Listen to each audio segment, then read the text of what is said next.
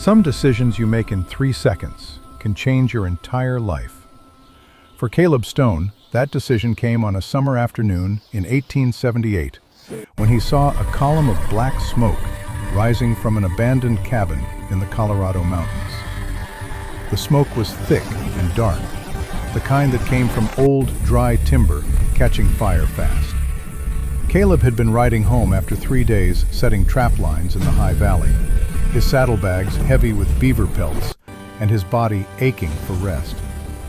But the moment he spotted that smoke curling into the bright blue sky, something inside him shifted. His hands tightened on the reins. His horse sensed the change and stamped nervously beneath him. Then he heard it. A scream. High and piercing, cutting through the mountain silence like a knife. A child's voice.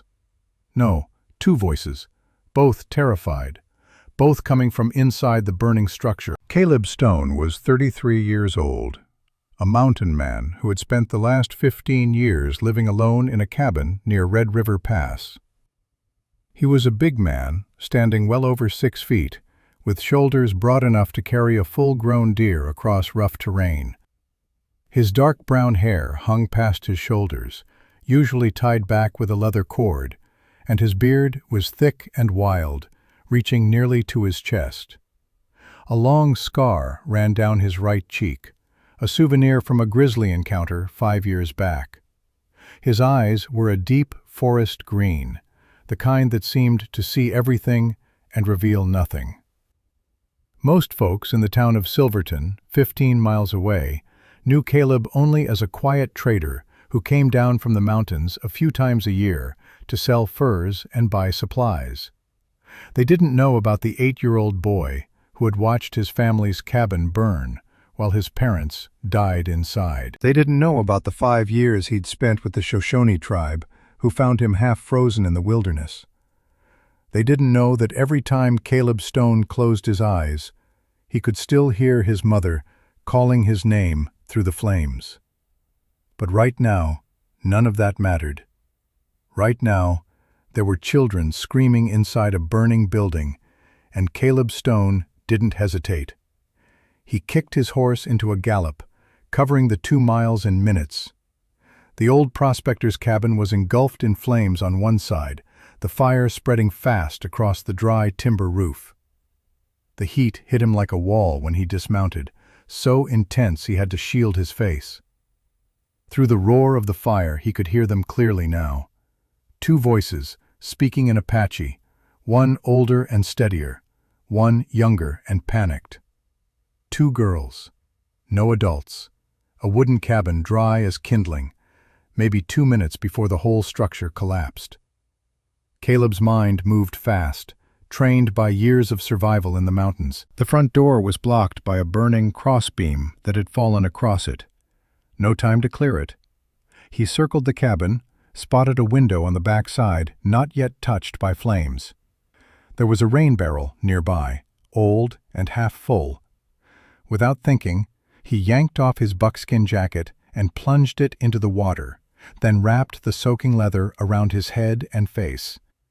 He kicked through the window frame, wood splintering under his boot. The smoke inside was so thick he couldn't see more than a few feet. The heat was like being inside an oven. His eyes burned. His lungs screamed for clean air.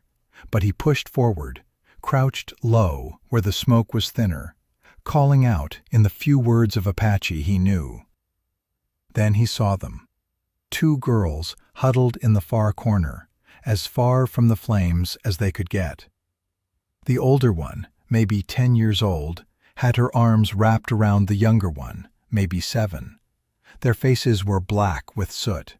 Their eyes were wide with terror. And when they saw this massive, bearded stranger come crashing through the smoke, they screamed even louder. The older girl positioned herself in front of her sister, small hands raised as if she could somehow fight off this monster. Even terrified and trapped, she was trying to protect her little sister. That took courage. Real courage. Caleb saw that, and despite the urgency, Despite the fire eating away at the cabin around them, he felt a surge of respect for this child.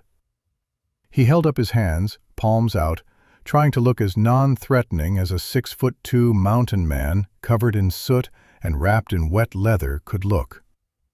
He spoke in Apache, his accent terrible but his meaning clear.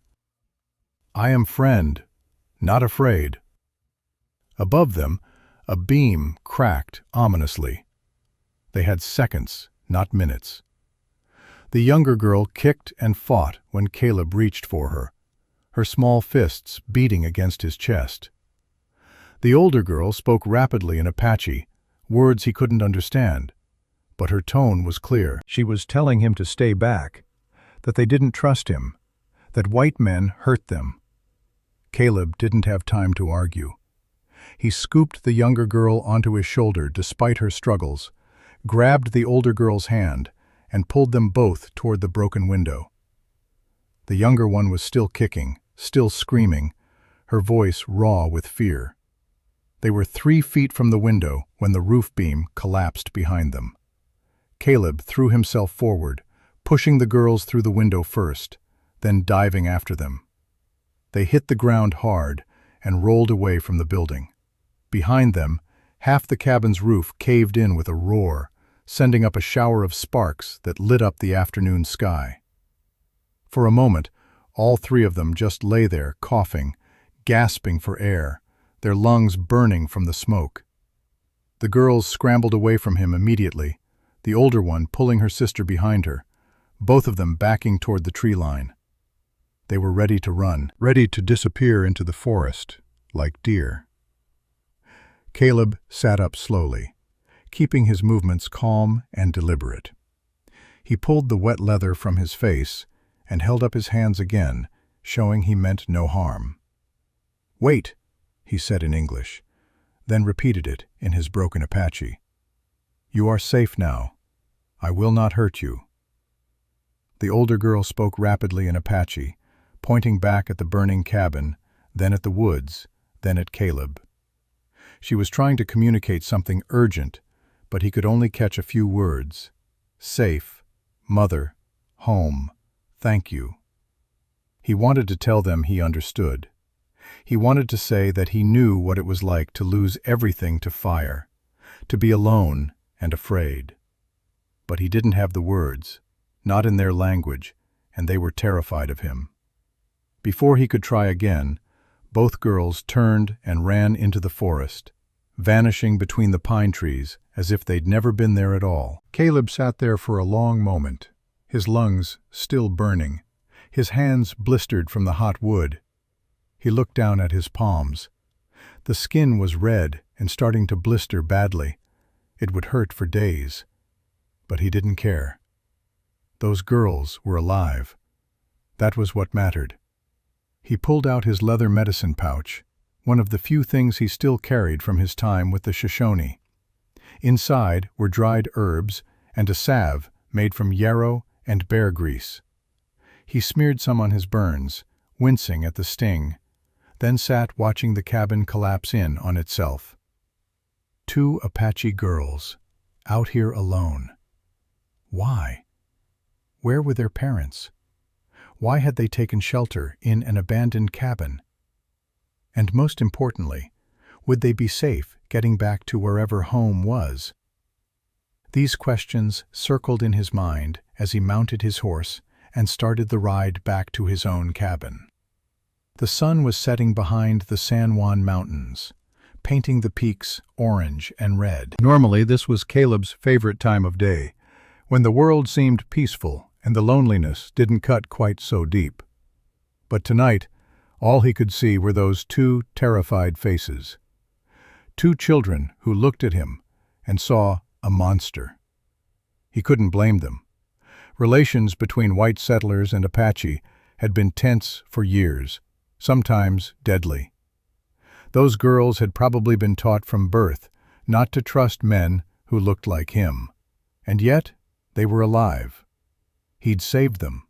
That had to count for something. Caleb's cabin sat on a slope overlooking a green valley, positioned where he could see anyone approaching from miles away.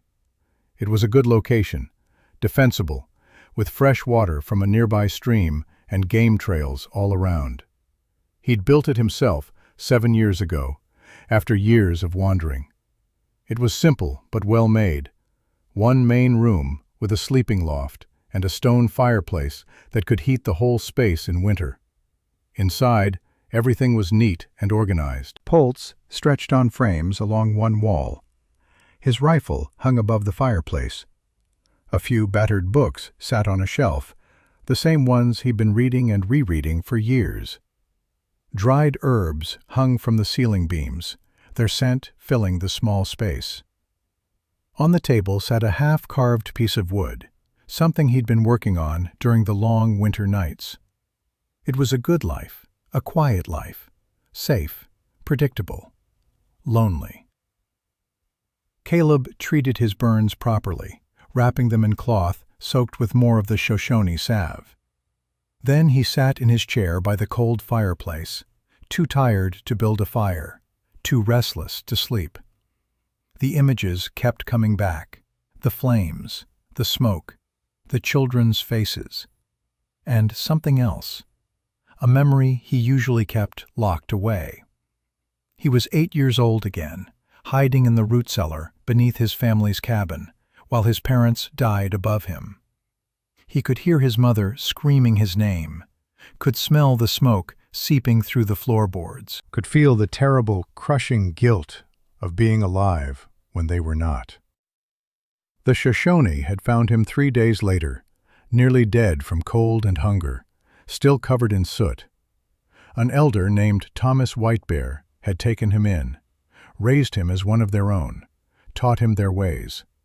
For 5 years, Caleb had been part of a family again. But when he turned 13, the tribe had to move to reservation lands, and Caleb chose to stay in the mountains. He told himself he was too white to live on the reservation, that he'd bring trouble to the people who'd saved him. But the truth was simpler and darker.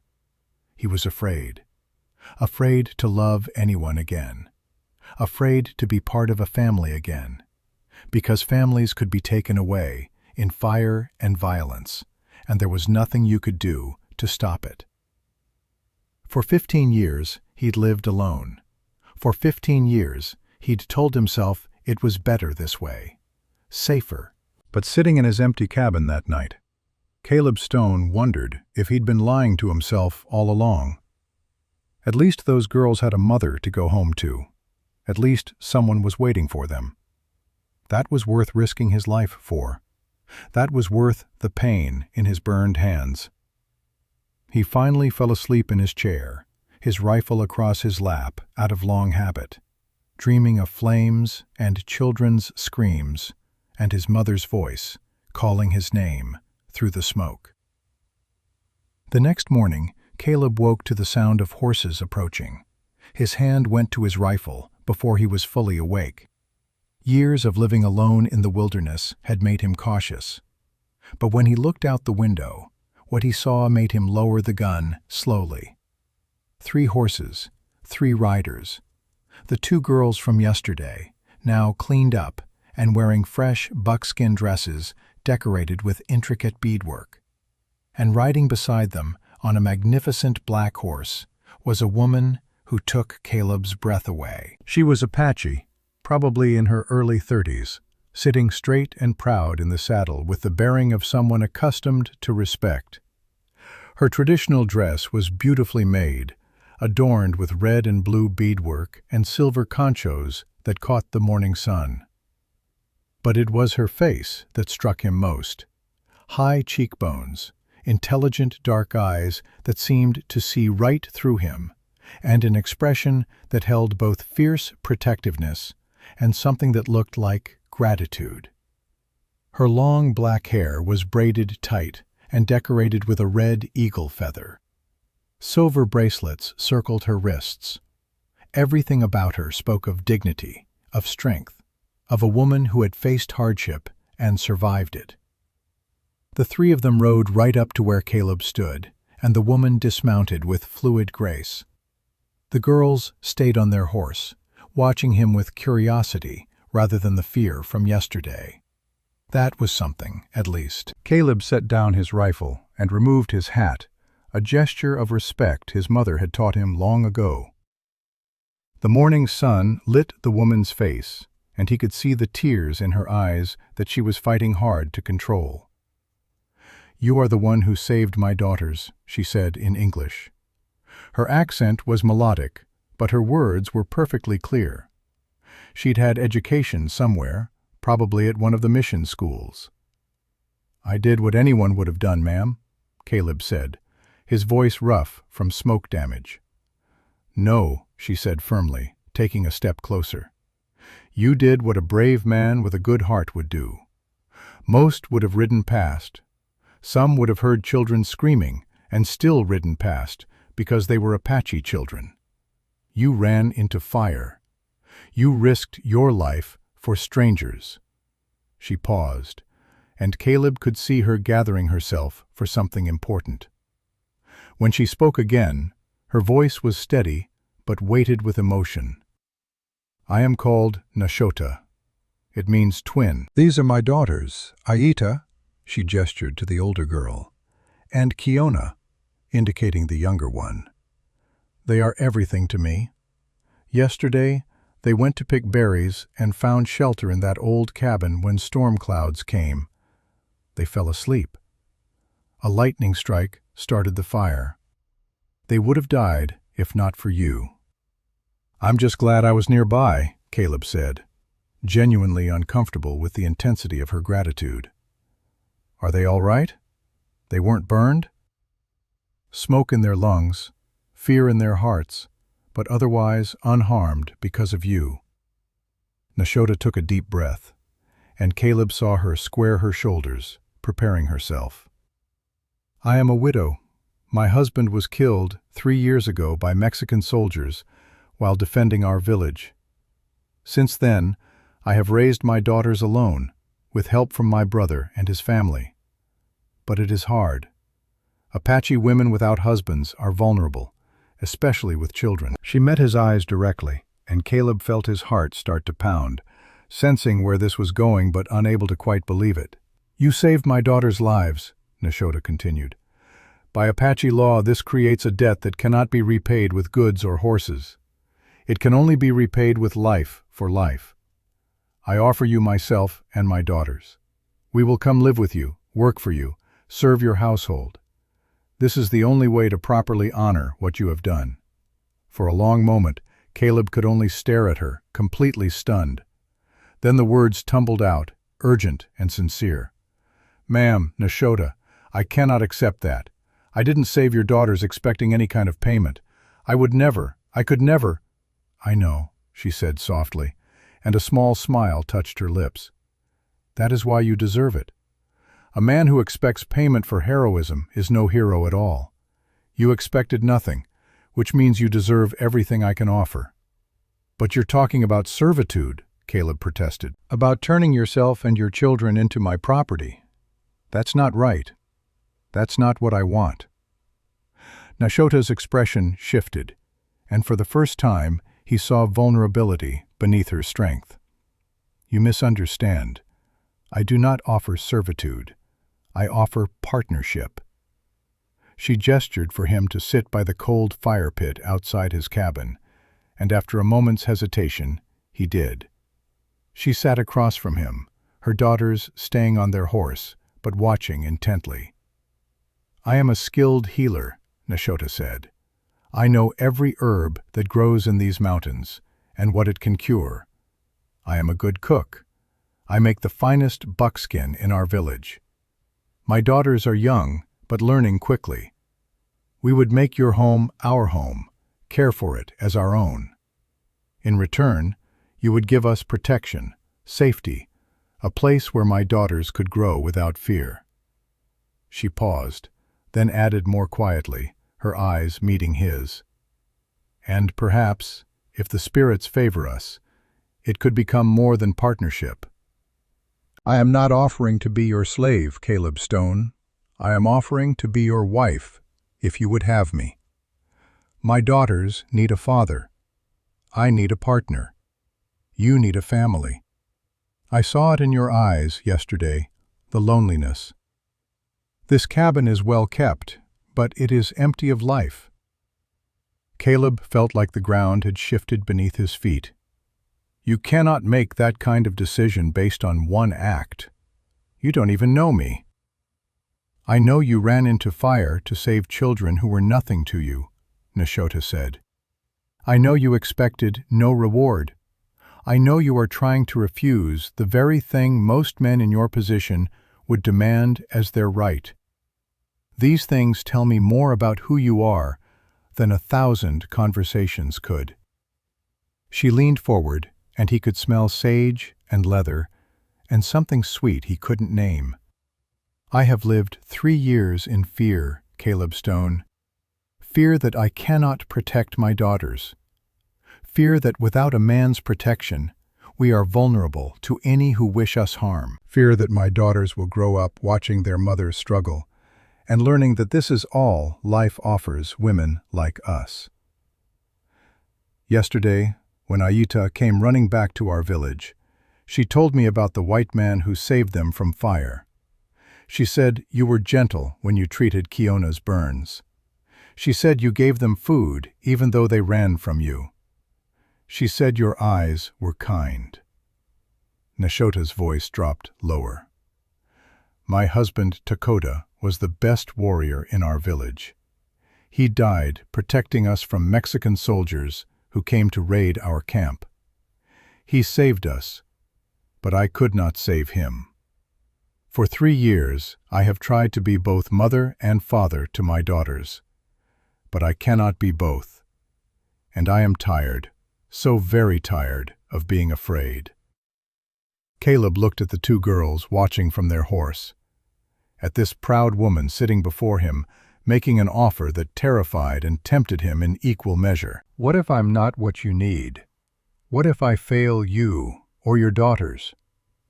Then you will be like every other person who tries and sometimes fails, Nashota said. But I believe you will try with honor, and that is more than many can say.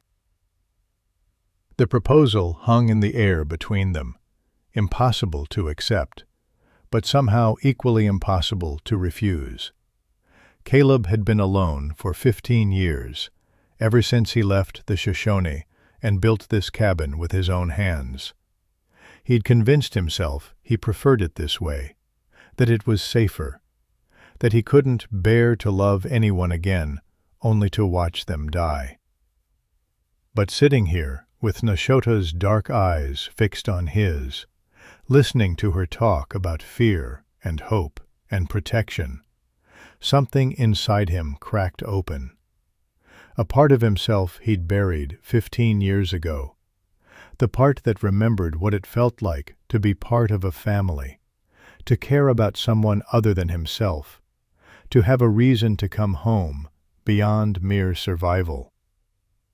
Give me time, Caleb finally said.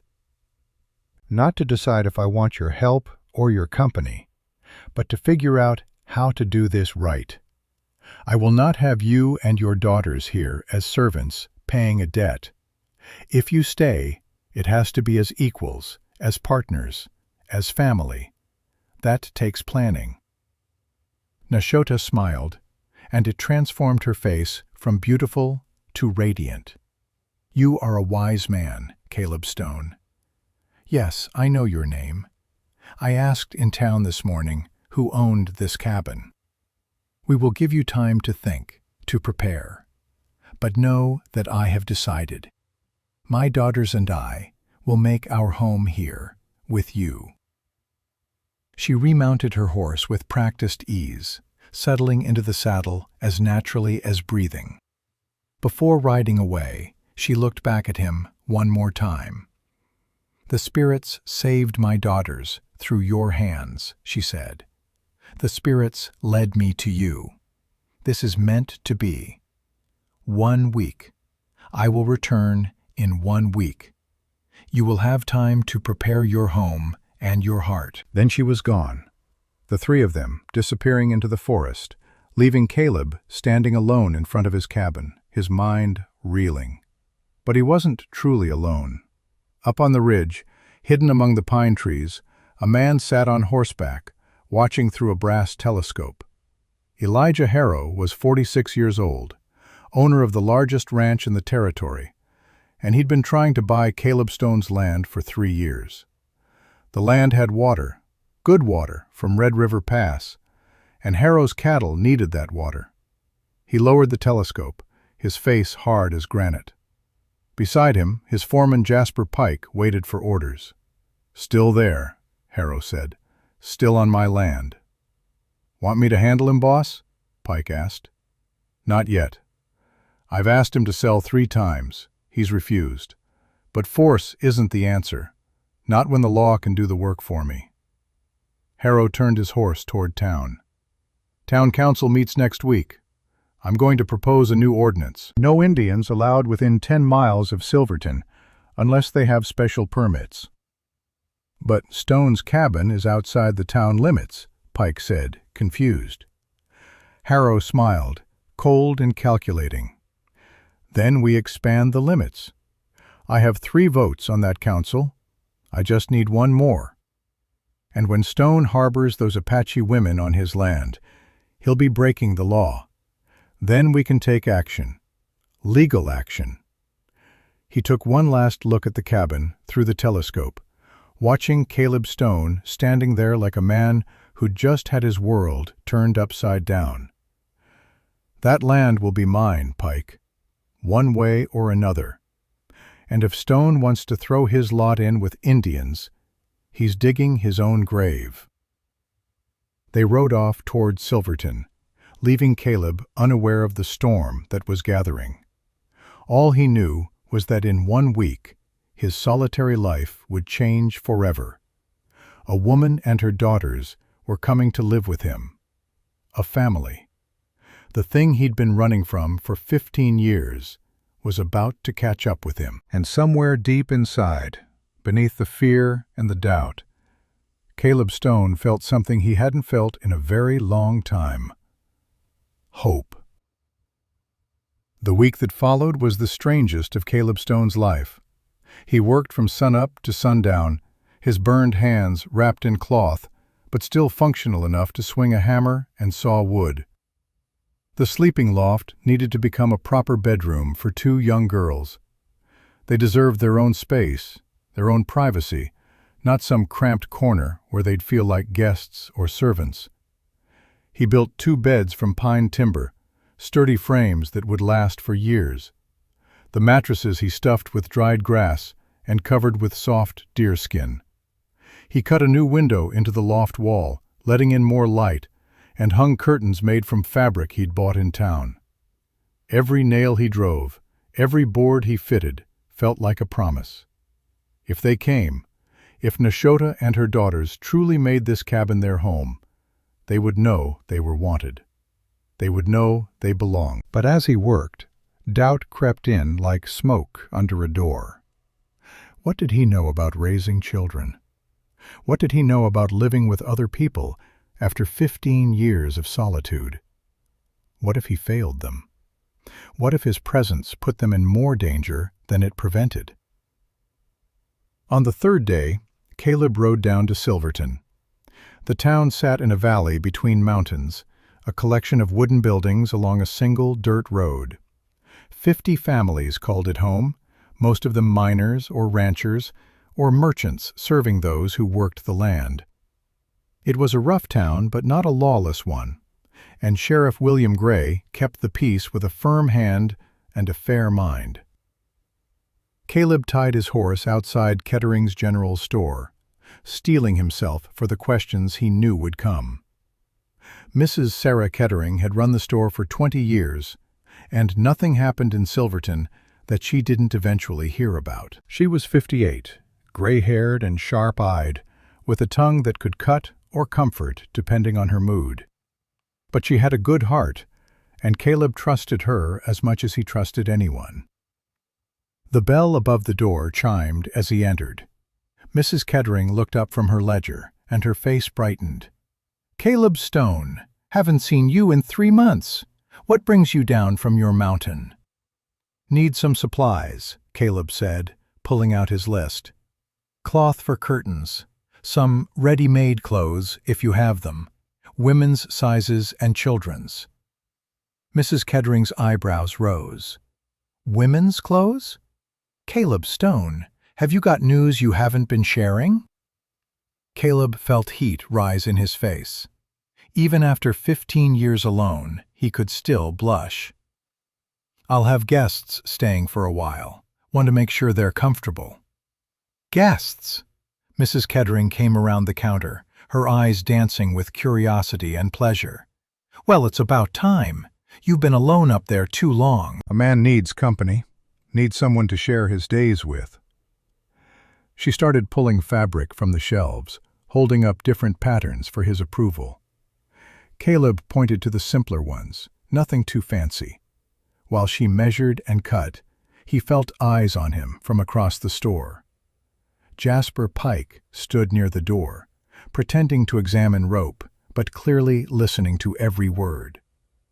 Pike worked for Elijah Harrow, had for 10 years. He was a hard man with a cruel streak, the kind who enjoyed causing pain. Caleb had always given him a wide berth, and Pike had returned the favor. But now Pike was watching him with the intensity of a hawk spotting prey. Caleb paid for his purchases, thanked Mrs. Kedring, and left. He needed to see Sheriff Gray before heading back up the mountain. There were things that needed saying, things that needed to be known by someone he trusted. He found Gray at the small saloon, drinking coffee at a corner table. William Gray was 51 years old, his hair more gray than brown now, his face weathered by years of hard living. But his eyes were still sharp, still honest. 5 years ago, he'd found Caleb half frozen in a blizzard and dragged him to safety. There was a bond between them, the kind that came from shared survival. "Caleb," Gray said, gesturing to the empty chair, "don't usually see you in town 2 days running. Something on your mind?" Caleb sat down, ordered coffee, and told him everything. The fire, the 2 Apache girls, Nashota's proposal, his decision to prepare the cabin, to give them a place to live. Gray listened without interrupting, his face thoughtful. When Caleb finished, the sheriff was quiet for a long moment.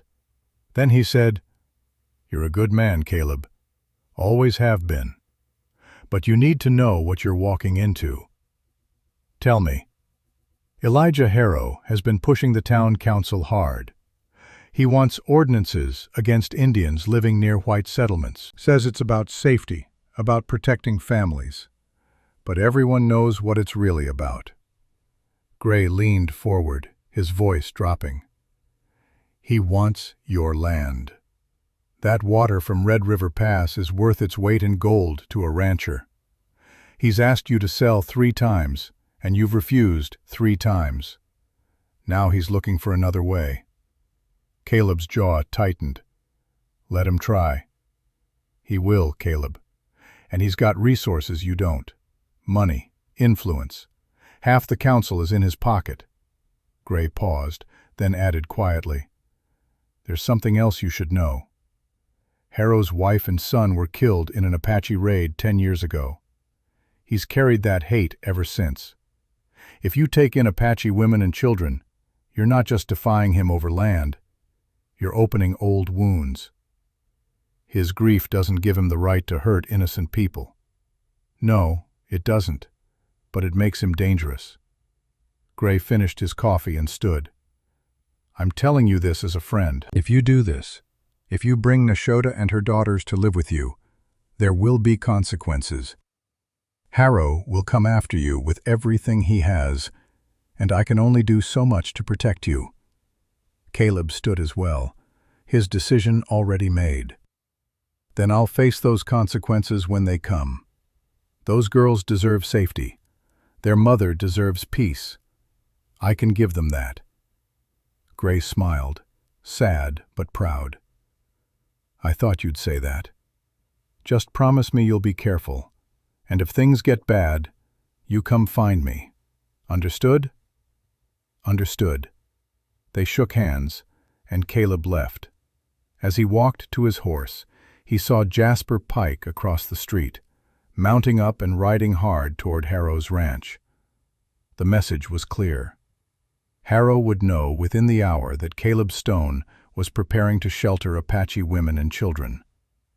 Let him know, Caleb thought. Let him plan whatever he wants to plan. Some things are worth fighting for. The ride back to his cabin took 2 hours, plenty of time to think. His mind kept circling back to Nashota's words. My daughters need a father. I need a partner. You need a family. Was she right? Did he need a family? For 15 years, he'd told himself he was better off alone, safer, less vulnerable to the pain of loss. But as he rode through the forest, as he watched the afternoon sun filter through the pine branches and heard the creek rushing over stones, Caleb realized he'd been lying to himself. He wasn't safer alone. He was just lonely. There was a difference. Back at the cabin, he finished the last touches on the sleeping loft. 2 beds with fresh linens, a small shelf for personal belongings, enough space for 2 young girls to feel like they had their own corner of the world. It wasn't much, but it was honest work, done with care. That night, sitting by his fire, Caleb allowed himself to imagine what it might be like. The sound of children's laughter, the smell of cooking that wasn't his own rough attempts at food, the presence of another adult to talk to share the day's work with, to sit beside in the evening silence, and Nashota herself. He kept seeing her face, the way the morning sun had lit her dark eyes, the dignity in the way she sat her horse, the courage it must have taken to offer herself to a stranger. She was beautiful, yes, but it was more than that. She had strength, intelligence, the kind of quiet competence that came from surviving hardship and coming through it unbroken. A week ago, Caleb had been content with his solitary life. Now he couldn't imagine going back to it. The 7th day came with a sunrise so bright it hurt to look at. Caleb was up before dawn, checking and rechecking everything. The cabin was as ready as he could make it. Food was prepared. Fresh water drawn from the stream. His own appearance was as respectable as a mountain man could manage. His wild hair tied back, his beard trimmed slightly, his best buckskin jacket brushed clean of dust. He heard the horses coming when the sun was barely above the eastern peaks. 3 riders again, but this time they brought more. Nashota and her daughters on their horses, and behind them a travois loaded with their belongings. And riding alongside them was a man who could only be Nashota's brother. Shaitan was 36 years old, tall and powerfully built, with a warrior's bearing and a warrior's scars. The most prominent was a long mark down his left forearm, clearly from a knife fight. His eyes were sharp and suspicious, and his hand rested near the knife at his belt as they approached. Caleb stepped outside, unarmed and unthreatening, his hands visible. He'd learned from the Shoshone that showing weapons was a sign of distrust. Better to appear vulnerable and peaceful than prepared for violence. Nashota dismounted first, her daughters following. But it was Shaitan who spoke, his voice hard and demanding. He spoke in rapid Apache, too fast for Caleb to follow more than a few words. Nashota translated, though from her expression, she wasn't entirely pleased with what her brother had said. My brother wants to know your intentions toward his sister and nieces. Caleb looked directly at Shaitan and spoke the few words of Apache he knew. Respect, protection, family. Shaitan's eyes widened slightly, not expecting this white mountain man to speak even broken Apache. He said something else, shorter this time. He asks where you learned our language, Nashota said. From the Shoshone, Caleb replied in English, knowing Shaitan understood, even if he chose not to speak it. They raised me after my parents died. They taught me to respect all tribes, all people. I owe them my life." Shaitan dismounted and walked straight up to Caleb, stopping close enough that Caleb could see the flecks of gold in his dark eyes. The Apache warrior was slightly shorter than Caleb, but no less imposing. There was controlled violence in every line of his body, a readiness to fight that came from years of warfare. "If you harm my sister or her children," Shaitan said in heavily accented but clear English, "I will kill you. Do you understand?" Caleb met his gaze without flinching. "If I harm them, I will deserve death." The silence stretched between them, tense as a drawn bowstring. Somewhere in the forest, a bird called. The creek burbled over stones. And two men, who had every reason to be enemies, measured each other's souls. Finally, Shaitan nodded. "You have an honest heart, I see that. But I will stay for 1 week. I will watch how you treat them. If I am satisfied, I will return to our village and tell our people that my sister is safe. If I am not satisfied, I will take them back, by force if necessary." "That's fair," Caleb said. Nashota stepped forward, relief clear on her face. "Come, let me show you what we've brought." The next hour passed in a flurry of activity. Shaitan helped unload the travois, while Nashota and her daughters carried bundles into the cabin. Caleb stood back, letting them explore, watching as Kiona discovered the loft and let out a squeal of delight that echoed through the whole cabin. "Aita, look! We have beds! Real beds with pillows!" Even Aita, who had maintained her serious, protective demeanor, couldn't hide the wonder in her eyes as she climbed up to see. The two girls ran from bed to bed, testing them, claiming spaces, already making the room their own. Nashota stood in the main room, looking around at the curtains, the swept floor, the fresh herbs hanging from the rafters. When she turned to Caleb, her eyes were bright with tears. "You prepared all this," she said softly, "for my daughters." Caleb felt that uncomfortable warmth in his face again.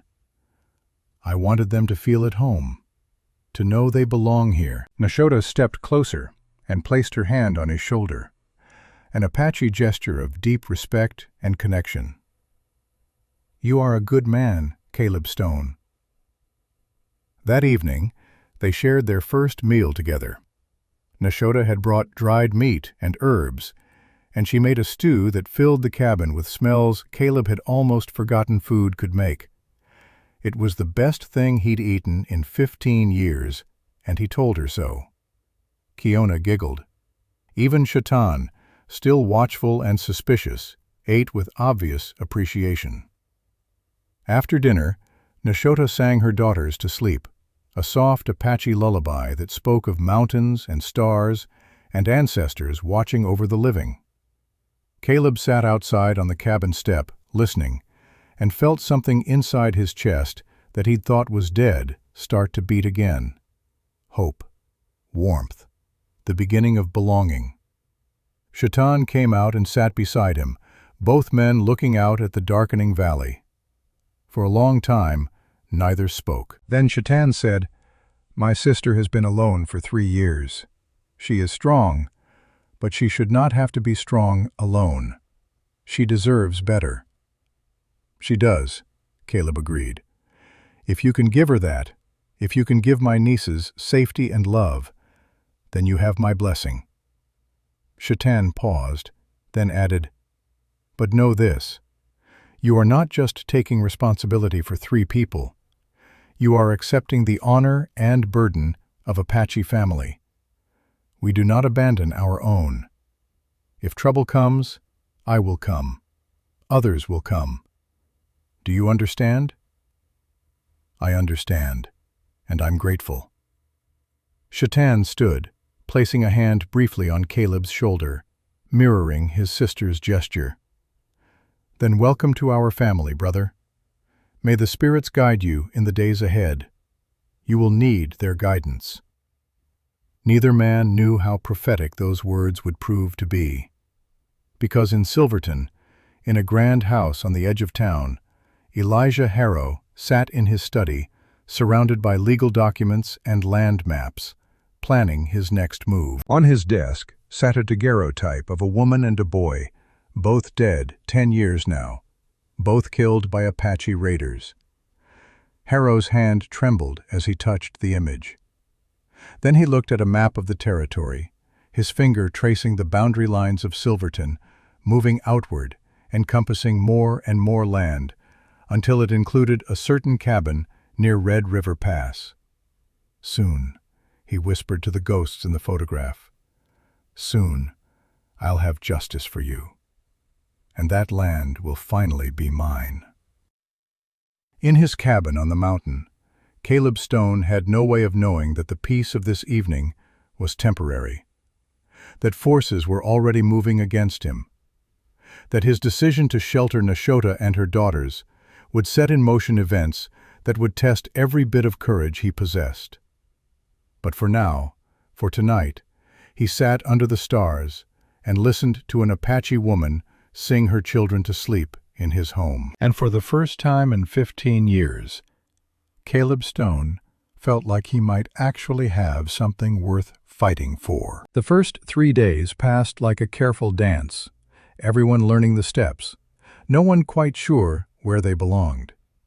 Shatan watched everything with the intensity of a hawk, his dark eyes tracking every interaction between Caleb and his sister, every word spoken to his nieces. He was looking for weakness, for signs of deception, for any reason to take his family and disappear back into the mountains. Caleb understood. If their positions were reversed, he'd do the same thing. On the morning of the first day, Caleb took the girls to see his horses. He had 3, all mountain-bred and sure-footed. The gray gelding that had carried him to the burning cabin, a bay mare gentle as a lamb, and a young paint stallion still being trained. Kiona was fearless, reaching out to touch the horses immediately, her small hands stroking their velvet noses. But Aitea hung back, watching, protecting her younger sister, even here in this moment of peace. "Would you like to learn to ride?" Caleb asked, directing the question to Aitea. She looked at her mother, who nodded encouragement. "Yes," Aitea said quietly. "Mother says every Apache should ride like the wind." "Your mother is right." Caleb brought out the bay mare, the gentlest of his 3. "This is Willow. She's patient and kind, perfect for learning." He spent the next hour teaching them, starting with how to approach a horse, how to read its mood from the position of its ears and the tension in its body. Kiona climbed into the saddle without hesitation, laughing as Caleb led Willow in slow circles around the clearing. But when Aita's turn came, she mounted with the same serious concentration she brought to everything, determined to do it perfectly. They were halfway through the lesson when Aitea lost her balance. She slipped sideways, too fast for Caleb to catch her with words.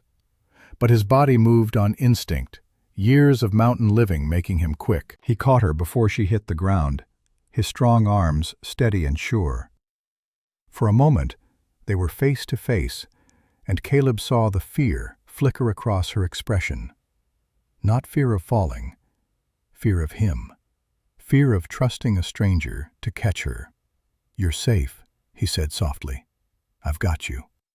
He set her down gently, and she stepped back immediately, smoothing her dress. But she didn't run. That was progress. From the cabin porch, Shatan had seen everything. The fall, the catch, the gentleness. Something in his expression shifted, just slightly. Still watchful, but perhaps a degree less suspicious.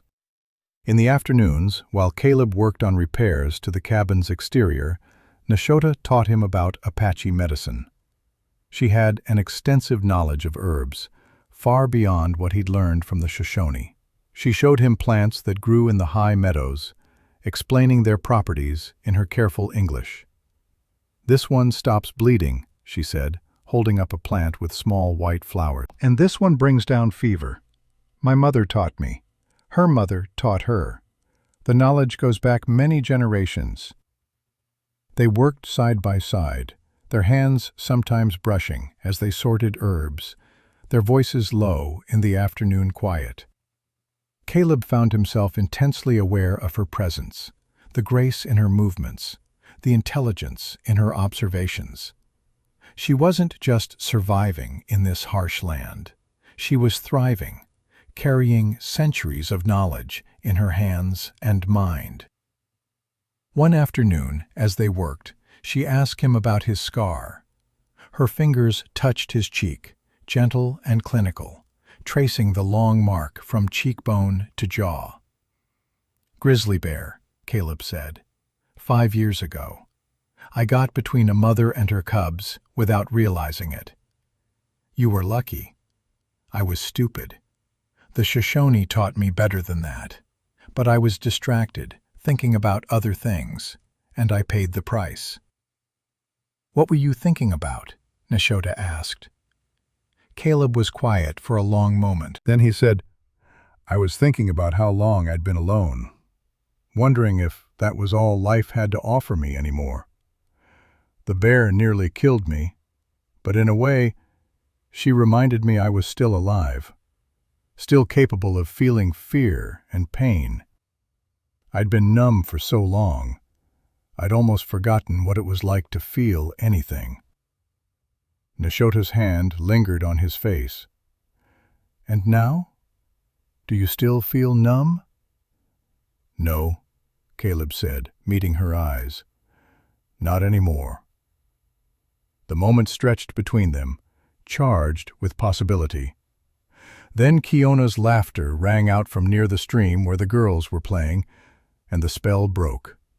Nashota pulled her hand back, a slight flush coloring her cheeks. But something had shifted. They both felt it. On the 4th day, Thomas Whitebear arrived. Caleb heard the horse approaching and went outside to find his old teacher riding up the mountain path. Thomas was 61 now, his long hair completely white, his face deeply lined, but his eyes were still bright with wisdom and humor. "Little Caleb," Thomas said in Shoshone, using the name he'd called him as a boy. "I heard you finally stopped running." Caleb embraced the old man, feeling 15 years fall away. "Thomas, how did you know?" "The wind told me, the birds told me, and also Mrs. Kettering told me when I traded furs in town last week." Thomas's eyes twinkled.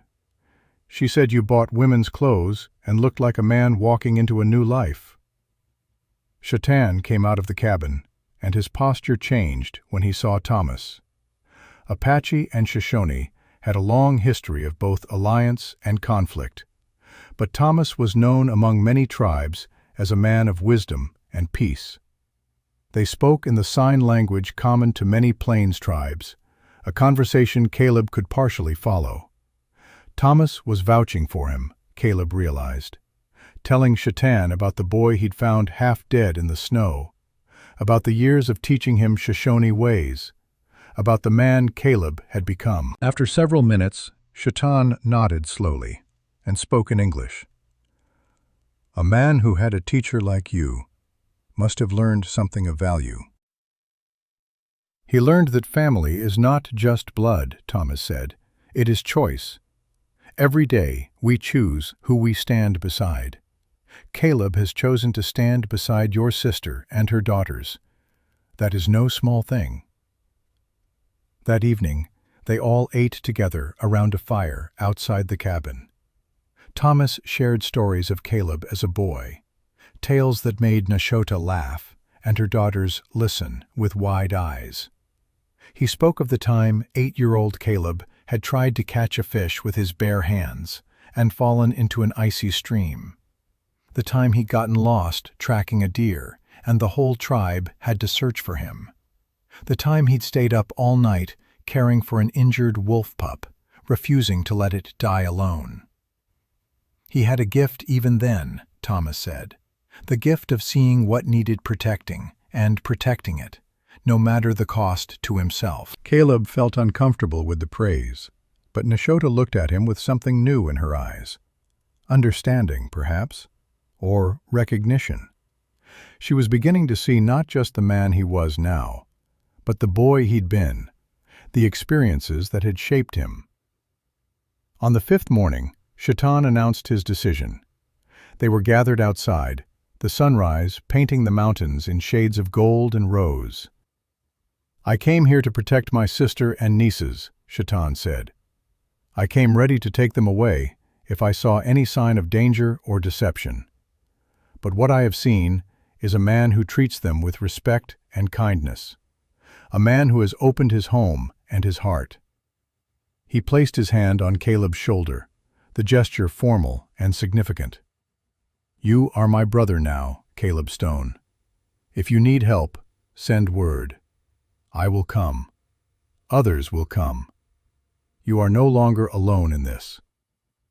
"Thank you," Caleb said, the words inadequate for what he felt. Shaitan spoke to Nashota in Apache, and she nodded, her eyes glistening with emotion.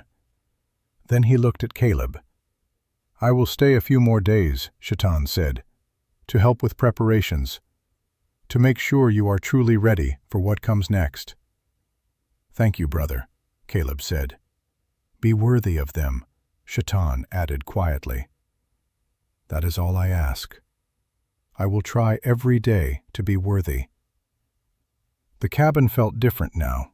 Before, they'd been under observation, temporary guests who might leave at any moment.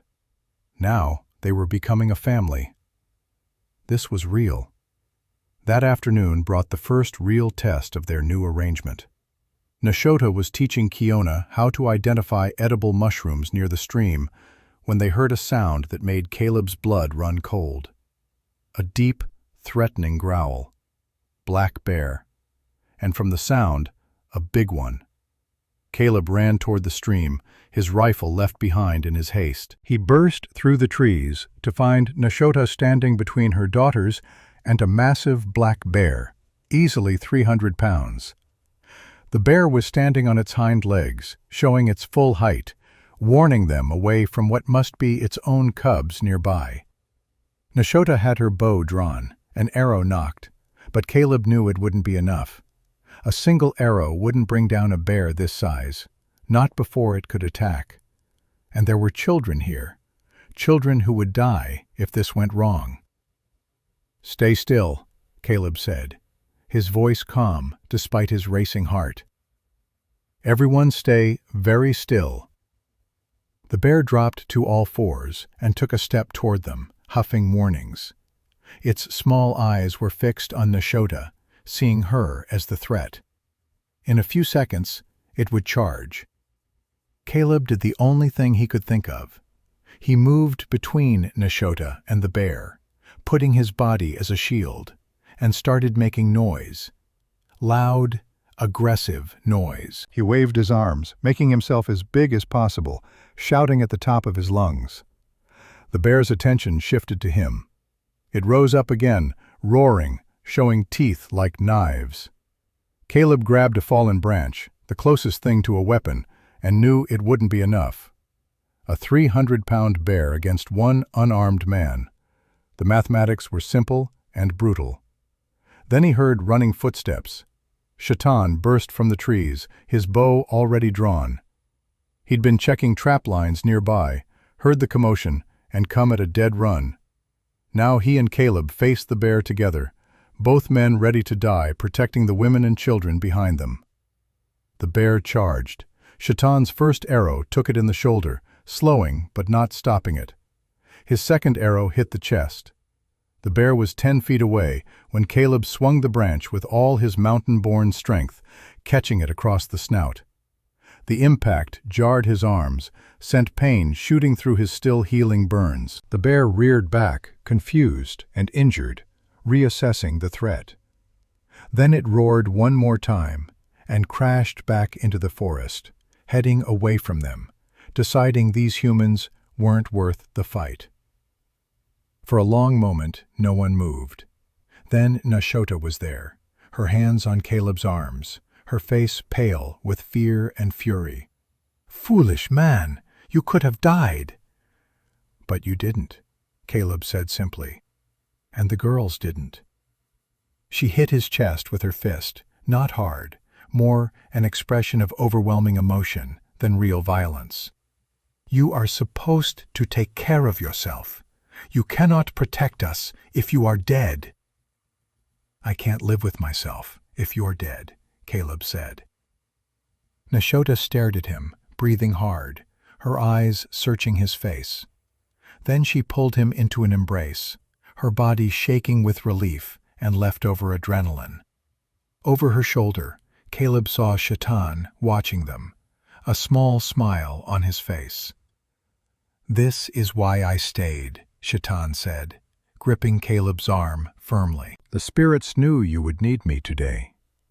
He came forward and embraced him. "You are truly my brother now. A man who stands between a bear and those he loves is a man of honor." That evening, they tended to Caleb's injuries.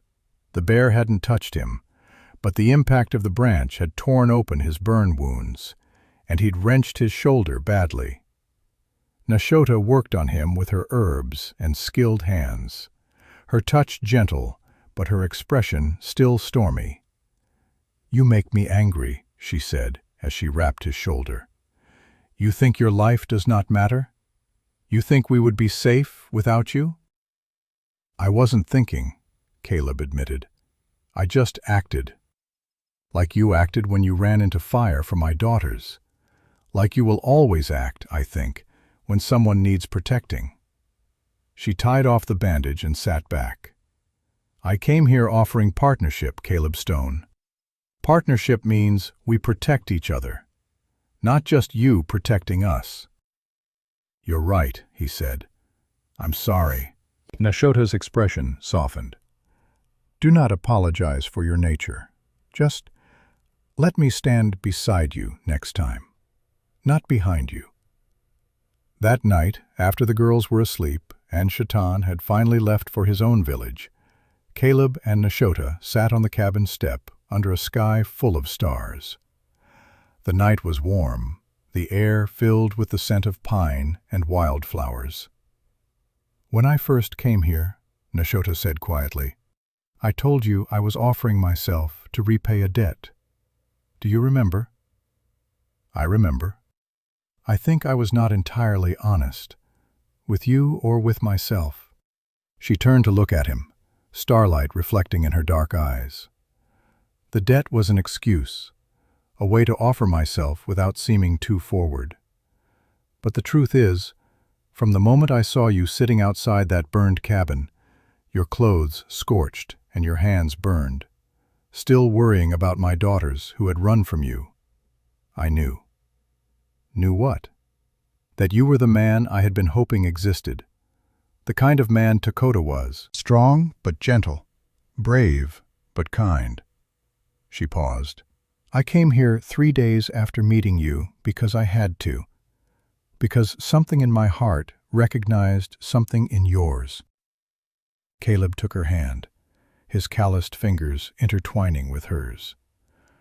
"I've been alone for 15 years because I was afraid. Afraid to love anyone, afraid to lose anyone. After my parents died, after the Shoshone had to leave, I thought it was better not to care. Safer. And now? Now I'm more afraid of losing this, of losing you and your daughters, than I've ever been of anything. But I'm also more alive than I've been since I was 8 years old." He brought her hand to his lips, a gesture he'd seen his father make with his mother long ago. "You didn't come here to repay a debt, Nashota. You came here to save me. And you did."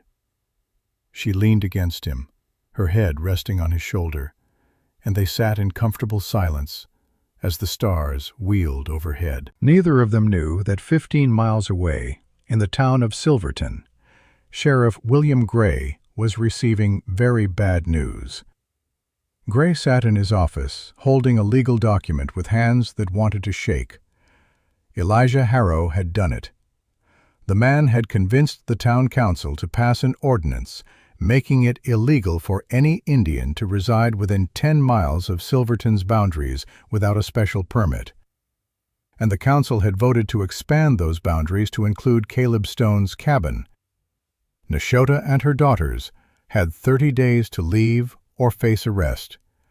And if Caleb harbored them, he'd be breaking the law too. The next morning, Shaitan prepared to leave. He'd seen what he needed to see. His sister was safe, loved, protected by a man of honor. He embraced Caleb as a brother, spoke words of blessing over Nashotah and the girls in Apache, then mounted his horse. "Now I return to our village," Shaitan said. "But remember, you are family. If trouble comes, send word." "I will come with warriors." "I will," Caleb promised. Shaitan rode off down the mountain trail, and the cabin truly became home. No more observers, no more tests, just a family beginning their life together. But 15 miles away, in the town of Silverton, Sheriff William Gray was holding a document that would change everything. Gray knew what he had to do. Tomorrow morning, he'd ride up to Caleb's cabin and deliver the news. He'd tell his friend that the battle was about to begin, that Elijah Harrow had made his move, and now Caleb would have to make his. But tonight, unaware of the storm gathering, Caleb Stone sat with Nashotah in his arms and felt something he'd never thought he'd feel again. Complete. Whole. Like he'd found the piece of himself that had been missing since the day fire took his family away. He'd fought a bear today. Tomorrow, he'd have to fight something far more dangerous. The law. Money. Power. All the forces that told men like him they couldn't have what they'd found. But as Nashotah's breathing deepened and she fell asleep against his shoulder, as he carefully lifted her and carried her to her bed like she was made of glass, as he checked on her sleeping daughters and felt his heart swell with protective love, Caleb Stone made a decision. Whatever came next, he would face it, not alone anymore, not running anymore. He'd found his family, and no law, no rich rancher, no force on earth would take them from him without the fight of a lifetime. The week of peace was over. The week of testing was about to begin, and Caleb Stone was ready. For 3 weeks after Shaitan returned to his village, life settled into a peaceful rhythm. Nashotah taught Caleb about medicinal herbs. Caleb taught the girls to ride. They worked together, ate together, slowly becoming the family they'd promised to be. Then, on a cool September morning, Sheriff William Gray arrived at Caleb's cabin just after dawn, his face carrying the weight of bad news. Caleb saw him coming from a distance and knew, the way a man knows when a storm is building over the mountains, that their brief peace was over. Nashotah was inside, preparing breakfast, the girls still asleep in the loft. The morning was beautiful, clear and cool, the kind of morning that made you grateful to be alive. But Gray's expression turned that beauty bitter. "Caleb," Gray said, dismounting heavily, "I wish I was bringing different news. Tell me." Gray handed him a legal document, official stamps and signatures making it real in a way words alone never could. Town council passed an ordinance 3 days ago. No Indians allowed within 10 miles of Silverton without special permits. And they expanded the town boundaries to include your cabin. Caleb read the document slowly, feeling anger build like pressure behind a dam. 30 days. 30 days for Nashotah and her daughters to leave, or they'll be arrested. And if you harbor them after that... Gray didn't need to finish. Harrow. Every word of it. He bought Pastor Morris's vote with a donation to the church. Got Marcus Webb on board by promising to ship more freight through his rail station. He had 3 votes already. That gave him 5 out of 7.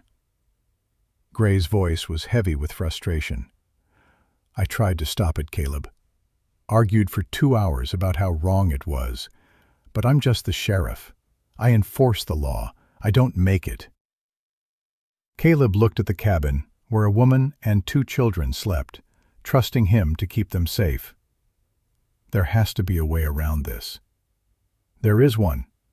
Gray leaned against his horse, choosing his words carefully. If Nashota was your wife, she'd be a legal citizen. The law couldn't touch her then. The girls would be protected as her children. Marriage. It's the only way, Caleb, and you'd have to do it soon, before the 30 days are up. After that, it gets complicated. Real complicated. After Gray left, Caleb stood outside for a long time, watching the sun climb higher, thinking about what marriage meant.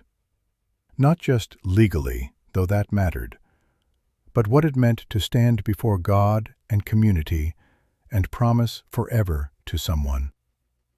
He'd watched his parents make that promise work every day, through hard winters and lean times, through sickness and struggle. They'd loved each other fierce and true until the day they died. Could he offer Nashota that kind of love? Could he be that kind of husband? The answer came surprisingly easy. Yes, he could. He already did love her, had loved her since that first morning when she rode up to his cabin with her daughters and offered him the gift of family. The question wasn't whether he loved her. The question was whether he was brave enough to act on it. He found her by the stream, gathering water, the early light making her skin glow like burnished copper. She looked up when she heard him approach, and whatever she saw in his face made her set down the bucket. Something has happened. Sheriff Gray brought news. Harrow pushed through a law. You and the girls have 30 days to leave or face arrest. Fear flickered across Nashota's face, quickly replaced by anger. So he wins. We must run again. No. Caleb dropped to one knee in the grass beside the stream, the morning dew soaking through his buckskin pants. There's another way. If you were my wife, the law couldn't touch you. You'd be a citizen. The girls would be protected. He reached for her hand, his scarred fingers wrapping around her smaller ones. Nashota, will you marry me? Not because of the law, not because we're out of options, but because I love you. Because these past weeks with you and your daughters have been the happiest I've known since I was 8 years old. Because when I think about tomorrow, I only want to see it if you're there too. Nashota stared at him, tears spilling down her cheeks. You learned to speak Apache, she whispered. When did you learn? Every night after you fell asleep, I studied. Thomas came twice in secret to help me with pronunciation. I wanted to tell you I loved you in your own language, in the words your mother spoke, and her mother before her. He spoke the words in Apache now, halting but clear. I love you. Will you share my life, my home, my heart? Nashota pulled him to his feet, her hands framing his bearded face. You prepared for this. Even before the law, even before Harrow's threat, you were preparing to ask me. I was afraid, Caleb admitted. Afraid you'd say no. Afraid I wasn't good enough. Afraid I'd fail you like I failed my parents, by surviving when they didn't. You did not fail them. You honored them by living, by becoming a good man, by opening your heart when it would have been easier to stay closed. She pulled his forehead down to touch hers, an Apache gesture of deep intimacy. Yes, I will marry you. Not because of the law, though I am grateful for that protection, but because you gave me something I thought was lost forever. Hope. The belief that love could find me again. They kissed there by the stream, gentle and sweet, the promise of their future sealed in that moment. When they pulled apart, Caleb saw Aita and Kiona watching from the cabin window, their faces pressed against the glass. Kiona was jumping up and down. Even serious Aita was smiling. The wedding preparations began immediately. Gray agreed to perform the ceremony, using his authority as sheriff to make it legal. But they needed witnesses, needed community support to make it clear this wasn't just a legal maneuver, but a real union.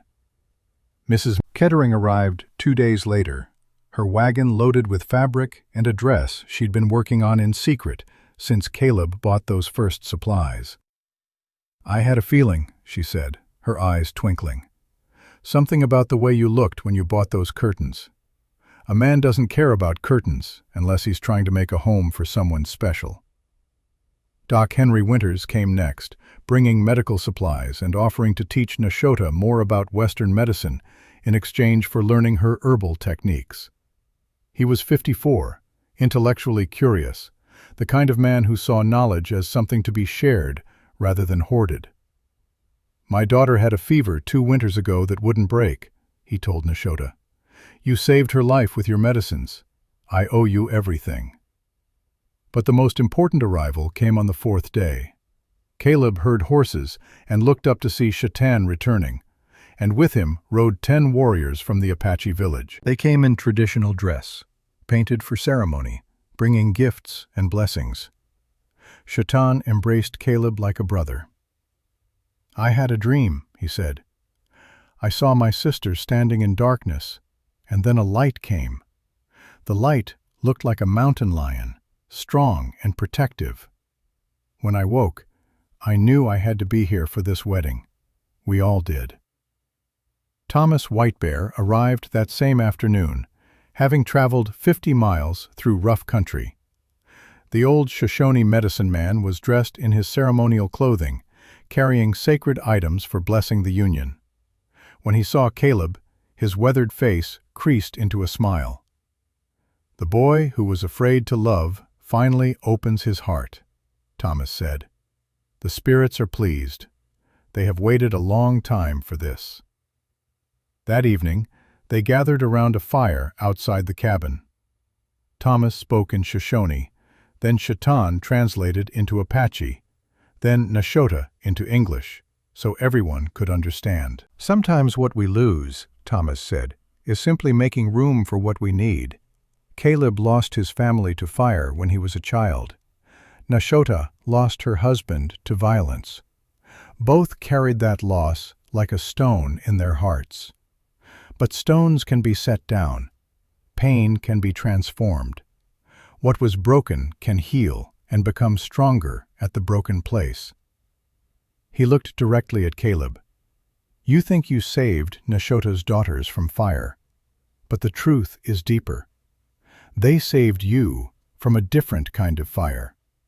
The fire of loneliness that burns slow but burns complete.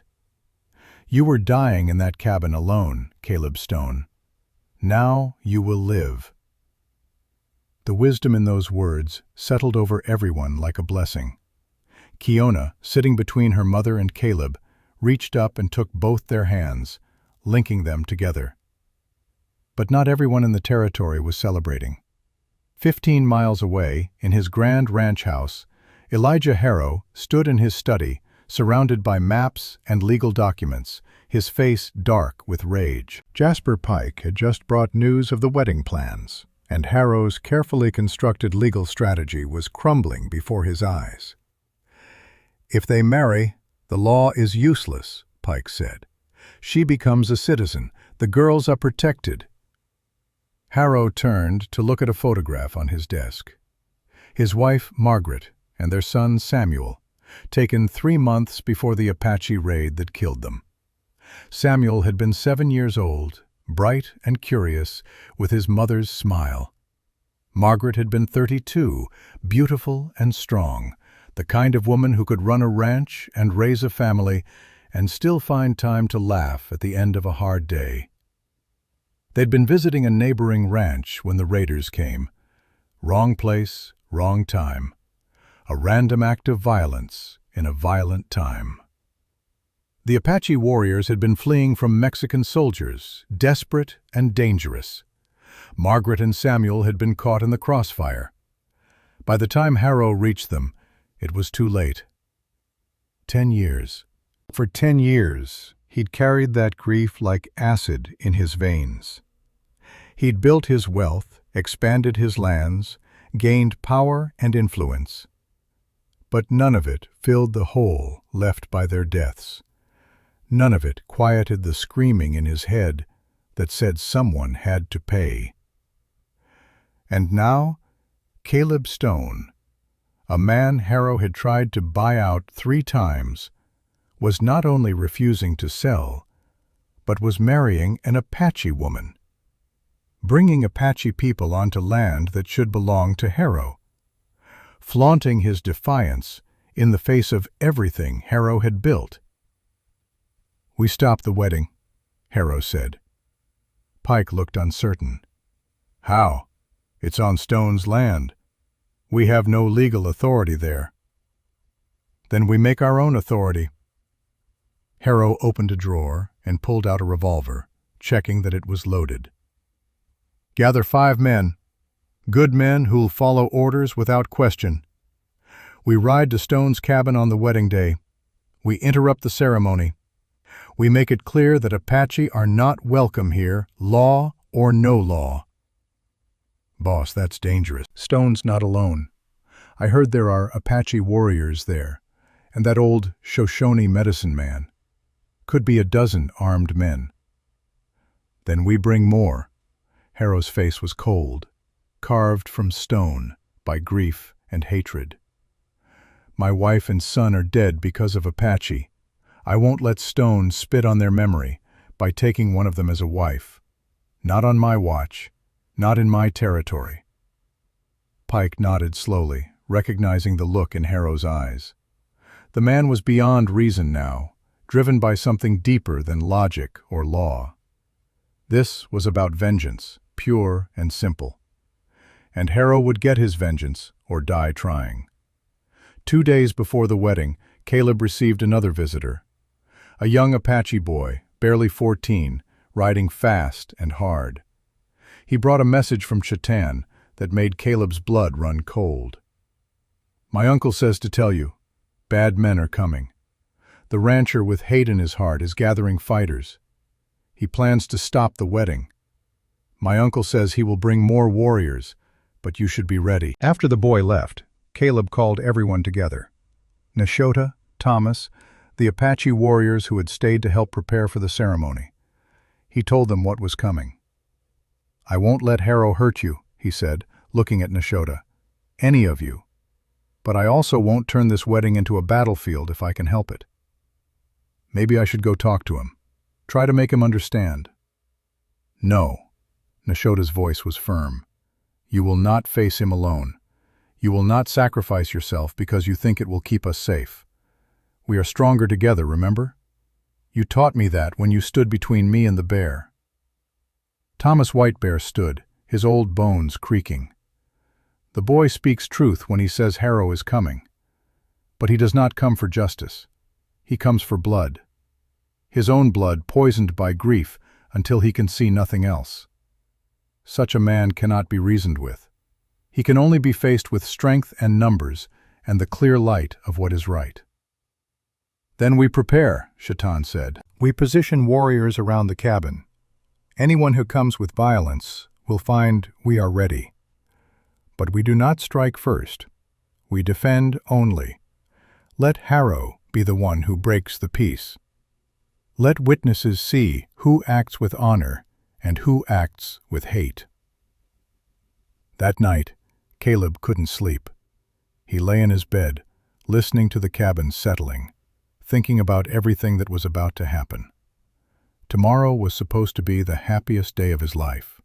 Instead, it might turn into the most dangerous. He got up and went outside, needing air, needing space to think. He found Nashota already there, sitting on the step where they'd sat together so many times, looking up at the stars. "I'm sorry," Caleb said, sitting beside her. "I brought this danger to your door." "No, Harrow brought this danger. You brought love and safety and hope." She took his hand. "I am afraid, Caleb. I will not lie. I am afraid of what tomorrow might bring. But I am more afraid of living in fear forever, of teaching my daughters that we must run from every threat, that we must hide from every angry man. At some point, we must stand. Tomorrow, we stand." "Together," Caleb said. "Together." They sat in silence, hands intertwined, watching the stars wheel slowly across the black sky. Somewhere out there, Harrow was planning violence. But here, in this moment, there was peace. There was love. There was the quiet strength of two people who had found each other against all odds and refused to let the world's cruelty destroy what they'd built. "When this is over," Nashota said quietly, "when we are married and safe and the danger has passed, I want to plant a garden. Teach the girls about growing things. Show them that life is stronger than death, that hope can take root even in the hardest soil." "We'll plant that garden," Caleb promised. "We'll teach your daughters, and maybe, if the spirits are willing, we'll have more children to teach. We'll build something that lasts, something that shows the world what's possible when people choose love over hate." "That is a good dream," Nashota said. "Then let's make it real." The night deepened around them, full of promise and threat in equal measure. But they sat together, unafraid, ready to face whatever came, because they had found something worth fighting for, something worth protecting, something worth building a life around.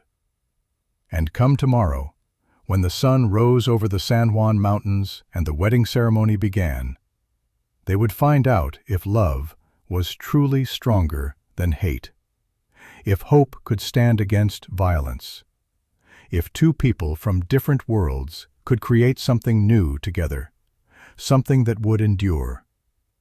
The answer was coming. And Caleb Stone, the lonely mountain man who had spent 15 years running from connection, was finally ready to stand his ground and fight for the family he'd found in the flames. The wedding day dawned clear and bright, the kind of morning that felt like a gift from God. The San Juan Mountains stood sharp against the blue sky, their peaks still holding patches of snow that gleamed like diamonds in the early light. Around Caleb's cabin, preparations had been underway since before sunrise. Mrs. Kettering and two women from Silverton had arrived at dawn, bringing food and decorations. They hung wildflowers and strips of colored cloth from the cabin eaves, transforming the rough mountain homestead into something festive and beautiful. The air smelled of pine and fresh bread, and the sage bundles Nashota had prepared for the ceremony. Inside the cabin, Nashota was being dressed by the women, while Aita and Kiona watched with shining eyes. The wedding dress Mrs. Kettering had made was extraordinary, a perfect blend of two worlds. White cotton fabric in the Western style, but adorned with intricate Apache beadwork in red and blue patterns that told stories of strength and new beginnings. Nashota's long black hair had been braided with eagle feathers and silver ornaments, and around her neck she wore the silver bracelets that had belonged to her mother. When she emerged from the cabin, Caleb felt his breath catch. She was beautiful in a way that went beyond physical appearance. She looked like hope itself, like everything good in the world made manifest in one person. and she was about to become his wife. Caleb himself had cleaned up as best a mountain man could. He'd trimmed his wild beard short for the first time in years, revealing more of his face, making him look younger and somehow vulnerable. His hair was tied back neatly, and he wore his best buckskin jacket, the one decorated with Shoshone patterns from his youth. On his feet were new moccasins, a gift from Thomas Whitebear. The guests gathered in a semicircle around the cabin.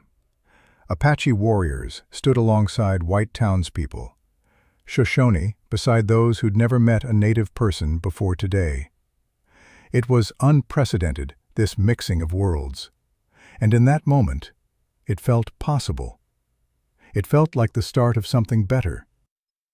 Thomas Whitebear stepped forward first, beginning the ceremony with Shoshone blessings.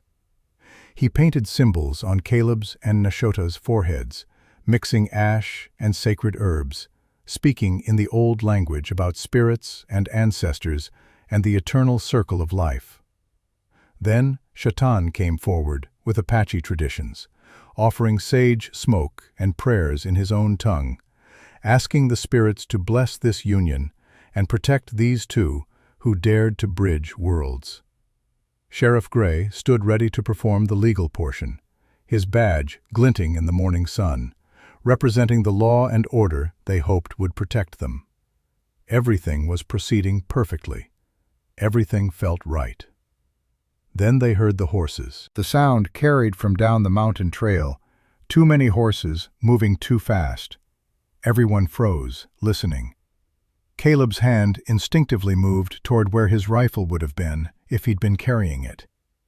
The Apache warriors melted into positions around the perimeter, their movements so smooth they seemed to simply vanish into the landscape. 5 riders came into view, then 6, then 10. Jasper Pike led them, sitting tall in his saddle, his face hard and determined. Behind him rode men Caleb recognized from Harrow's ranch, rough characters who'd do anything for money. They were armed, every one of them, rifles across their saddles and pistols on their hips. Pike held up a hand, stopping his men at the edge of the clearing. His eyes swept over the gathering, counting Apache warriors, noting the townspeople, calculating odds. "This wedding is illegal," Pike called out. "By order of Silverton Town Council, these Indians got no right to be here. You're all witnesses to a crime." Sheriff Gray stepped forward, his hand resting on his own pistol. "Jasper Pike, you're out of your jurisdiction and you know it. This is Caleb Stone's land, outside the new boundaries, and this wedding is legal under territorial law. Turn around and ride out before this gets ugly." "Can't do that, Sheriff. Got my orders." From Harrow, Gray's voice carried disgust. A man so eaten up with old grief he can't see straight anymore. "You tell him the law protects these people. You tell him if he wants trouble, he'll get more than he bargained for." Pike's eyes shifted to the tree line where he knew Apache warriors waited. Then back to the crowd of townspeople who stood with Caleb. He was outnumbered, and he knew it. But he'd been given orders, and Pike was the kind of man who followed orders even when they led to hell. "Boss wants to speak his piece," Pike said. "That ain't illegal." As if summoned, Elijah Harrow rode into the clearing. He was a big man, well-dressed even for this confrontation, sitting his horse like he owned the world. His face was hard, shaped by years of grief into something cruel and unyielding.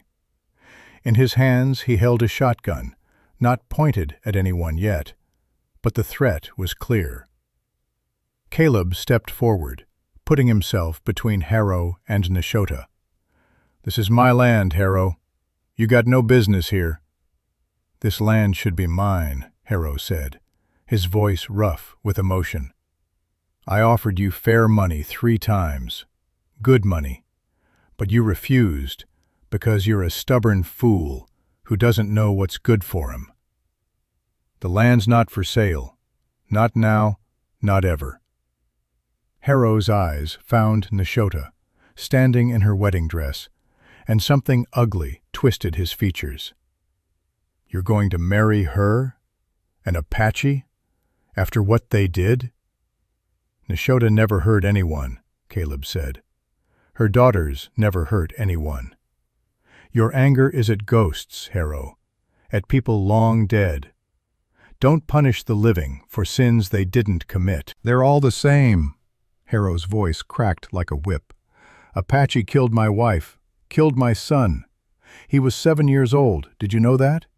7 years old, and they shot him like he was nothing. Like his life meant nothing." The shotgun was rising now, moving toward Nashota. Time seemed to slow down. Caleb saw it happening, saw the barrel coming up, saw Harrow's finger on the trigger. He started to move, to throw himself in front of Nashota, but he knew he was too slow. Then a rifle shot cracked across the clearing.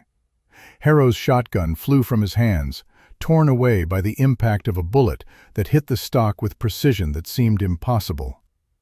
The weapon clattered to the ground 10 feet away, and Harrow stared at his empty hands in shock.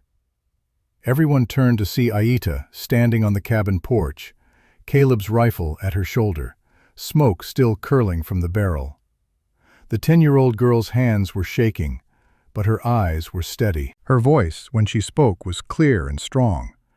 "You will not hurt my mother." The silence that followed was profound.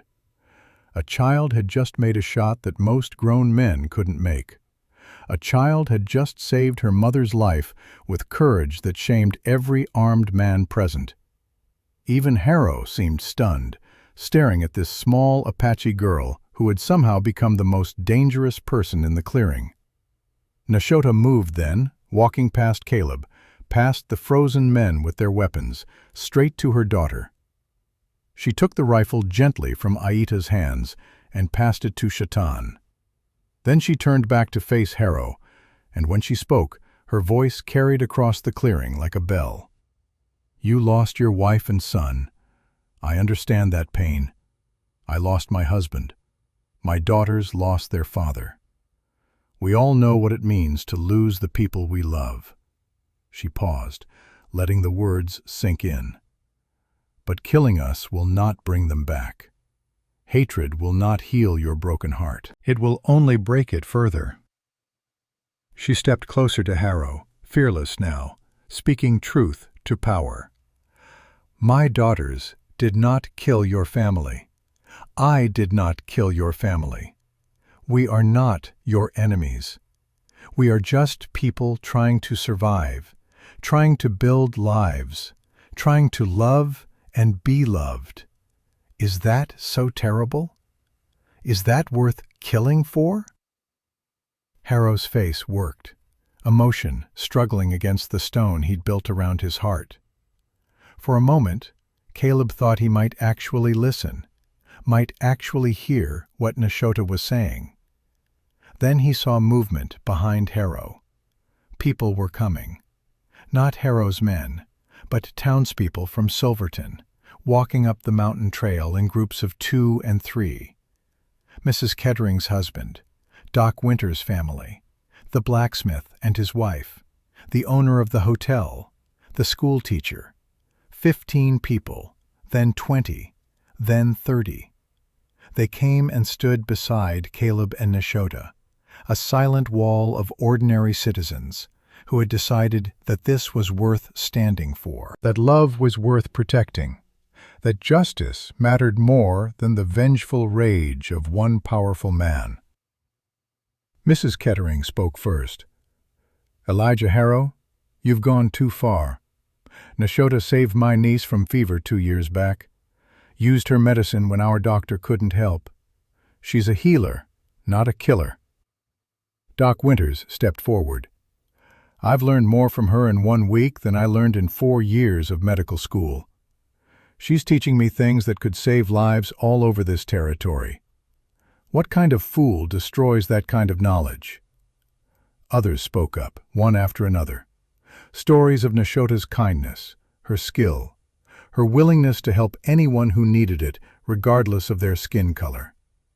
Stories that painted a picture of a woman who represented everything good about what people could be if they just chose to see each other as human.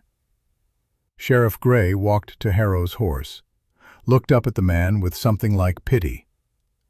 "Elijah, I'm taking you in." Threatening behavior, attempted assault, disturbing the peace.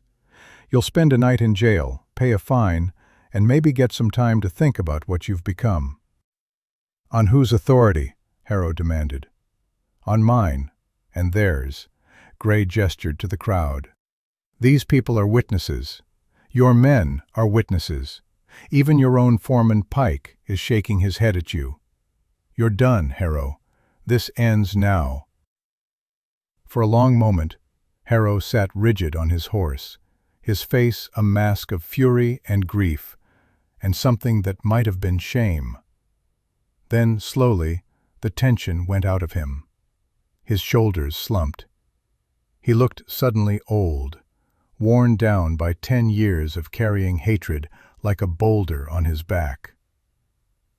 "They took everything from me," he said, and his voice was hollow. "Everything." "No," Thomas Whitebear said, stepping forward. The old Shoshone medicine man looked up at Harrow with eyes that had seen more suffering than most men could imagine.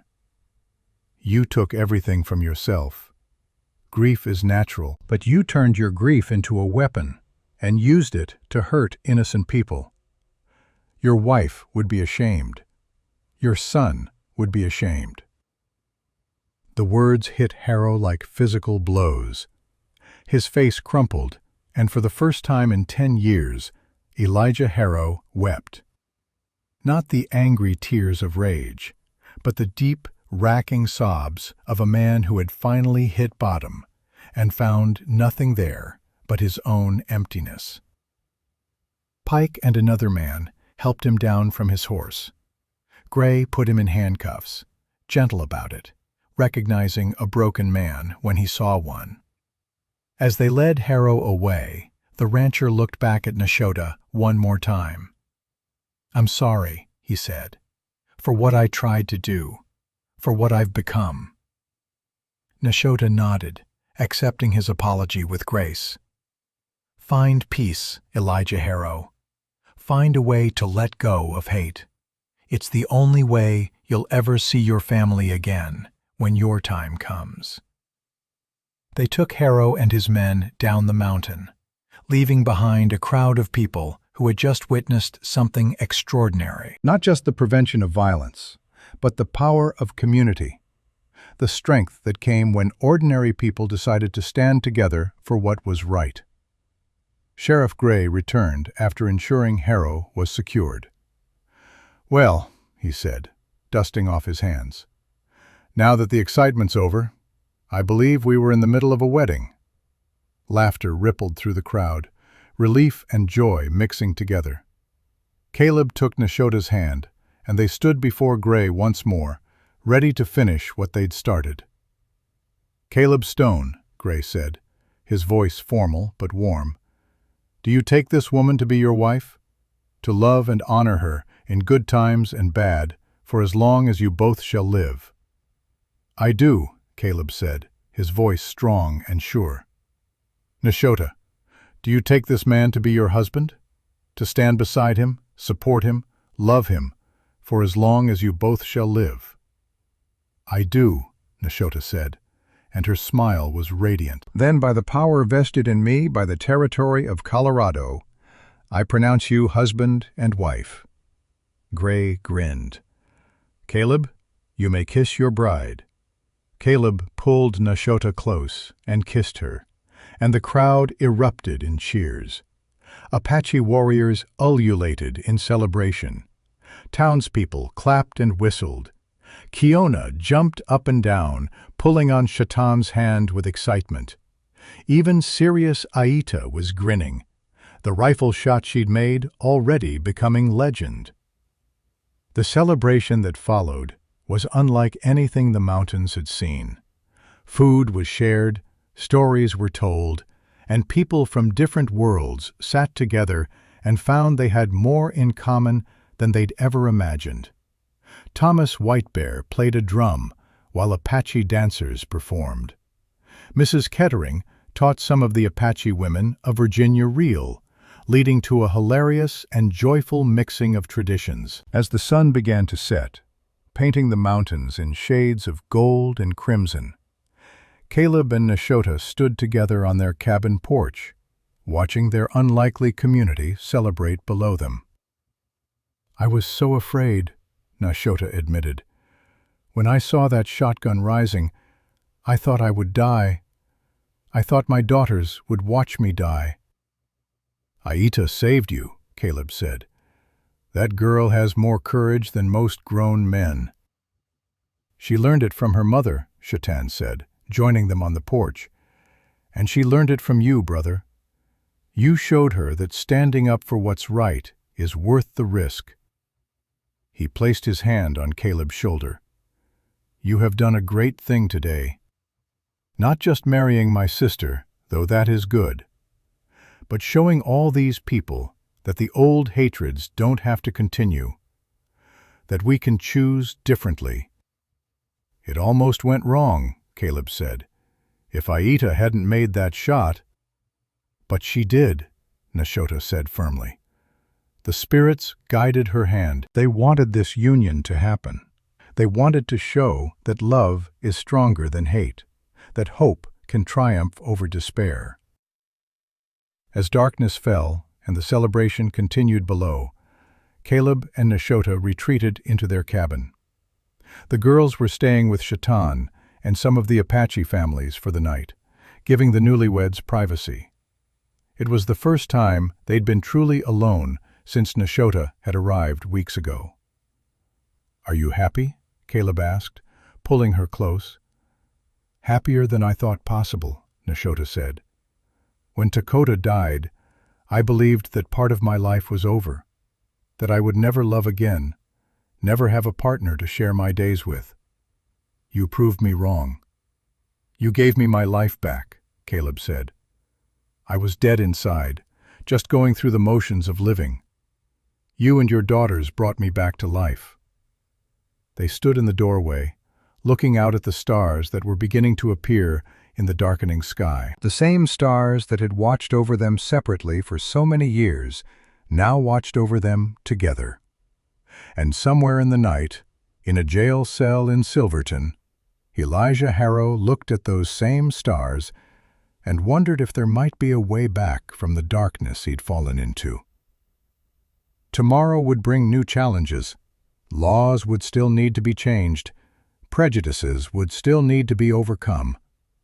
The work of building a better world was far from finished.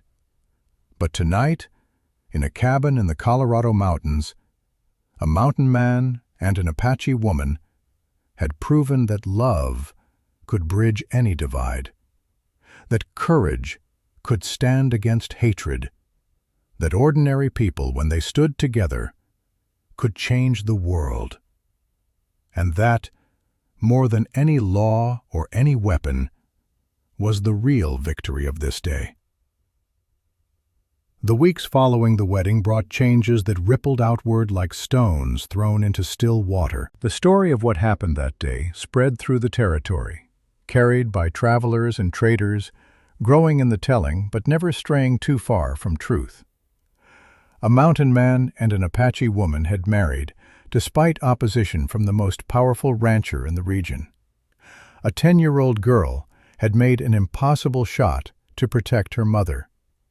An entire community had stood together and said no to hatred. It became the kind of story people needed to hear, the kind that gave them hope. Caleb and Nashotah fell into the rhythms of married life with surprising ease. She taught him things he'd never learned from the Shoshone, secrets about plants that grew only in certain seasons, ways of reading weather from the behavior of animals, songs that her grandmother had taught her. He taught her to shoot his rifle properly, showed her the trap lines he ran, shared with her the solitary knowledge he'd accumulated during 15 years alone in the mountains. But it was more than just sharing skills. It was sharing a life. Coming home to someone who cared if he was late. Having someone to talk to about the day's small triumphs and frustrations. Lying beside someone at night and feeling their warmth, their presence, the simple comfort of not being alone. Aita and Kiona thrived. The older girl's confidence grew daily, her serious nature balanced by a quick mind and growing sense of humor. The younger one remained exuberant and curious, always asking questions, always exploring, bringing laughter into spaces that had been too quiet for too long. They called Caleb father now, and every time they did, he felt something heal a little more inside his chest. 2 months after the wedding, on a crisp October morning, Sheriff Gray rode up to the cabin with news. He dismounted heavily, and Caleb could see from his expression that something significant had happened. "Harrow's selling his ranch," Gray said, without preamble. "Everything." Land, cattle, the house, all of it. He's moving back east to his brother's place in Pennsylvania. Caleb absorbed this information slowly. What changed? He did. Spent a month in that jail cell, then another month just sitting in his house, thinking. Doc Winters said he finally started talking about his wife and son, really talking, not just raging. Started letting go of some of that poison he'd been carrying. Gray paused. "He asked me to give you something." The sheriff handed Caleb a sealed envelope. Inside was a deed. The deed to the water rights for Red River Pass, signed over to Caleb Stone with no money exchanged. And a letter, written in Harrow's careful hand. "Stone," it read, "I can't undo what I tried to do. Can't take back 10 years of hatred. But I can stop adding to it. This water was what I wanted from you. The reason I tried to destroy your happiness. Now it's yours, free and clear. Use it well. Build something good. And if you ever see my Margaret and Samuel in the next life, tell them I'm sorry I took so long to remember what they taught me. That love is stronger than hate. That life is for the living. Tell them I finally learned. Elijah Harrow." Nashota read the letter over Caleb's shoulder, and he felt her hand tighten on his arm. "He found his way back," she said softly. "The spirits heard my prayer for him." "Will it last?" Caleb asked Gray. "This change in him?" "I don't know. Grief and hate are powerful things, but I think he's sincere.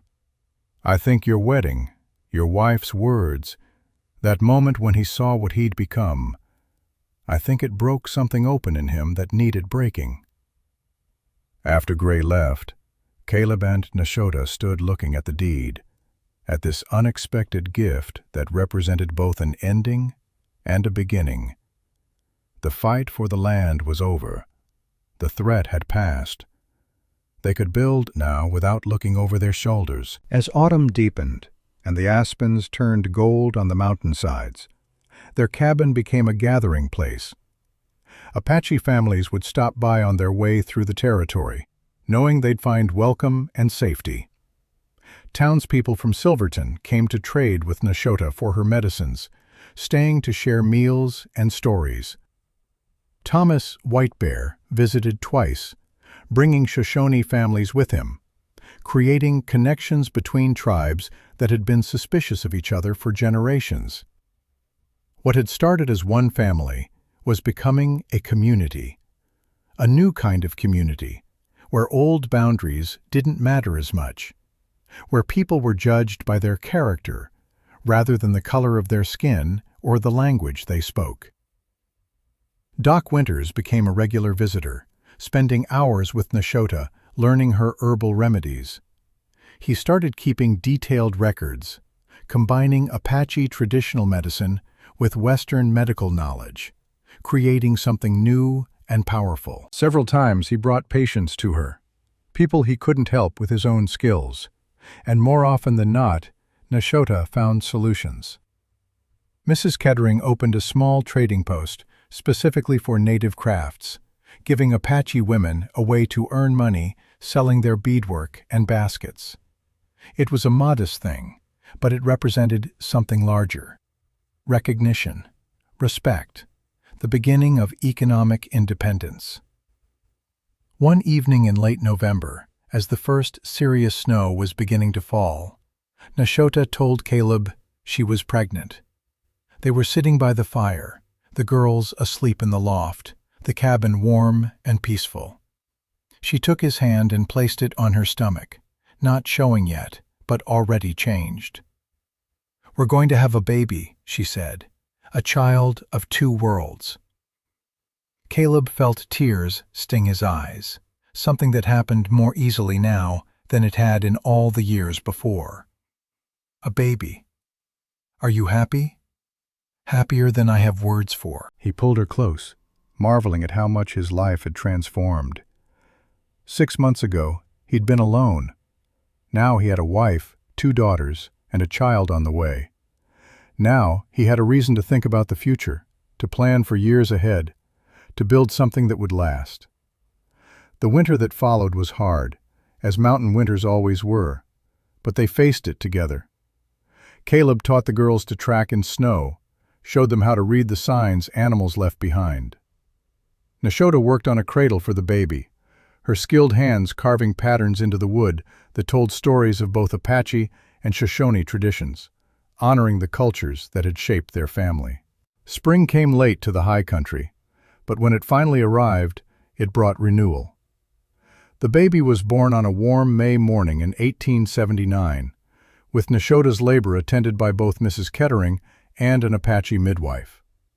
It was a boy, healthy and strong, with his mother's dark hair and his father's green eyes. They named him Samuel Thomas Stone. Samuel for the boy Harrow had lost, a gesture of healing and forgiveness. Thomas for the Shoshone elder who had saved Caleb and taught him to live again. And Stone because that was who they were now, a family built on the foundation of courage and love.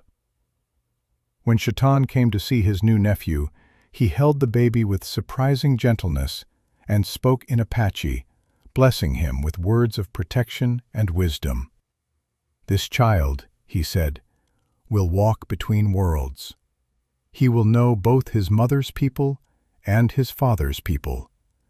He will be a bridge, and perhaps, through children like him, the old hatreds will finally die."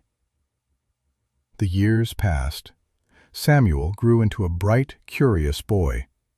Aita became a young woman of remarkable strength and intelligence, eventually becoming a teacher who taught both white and Apache children, refusing to see any difference between them. Kiona developed her mother's gift for healing, learning everything Nashota could teach her, and then studying with Doc Winters, becoming a bridge between traditional and modern medicine. Caleb and Nashota built something rare and precious, a marriage based on genuine partnership, where both brought their full selves to the union and were stronger for it. Their cabin expanded, more rooms added as their family grew, until it was less a cabin and more a small ranch, a place of welcome and safety for anyone who needed it. 10 years after that wedding day, in the summer of 1888, they gathered for a celebration.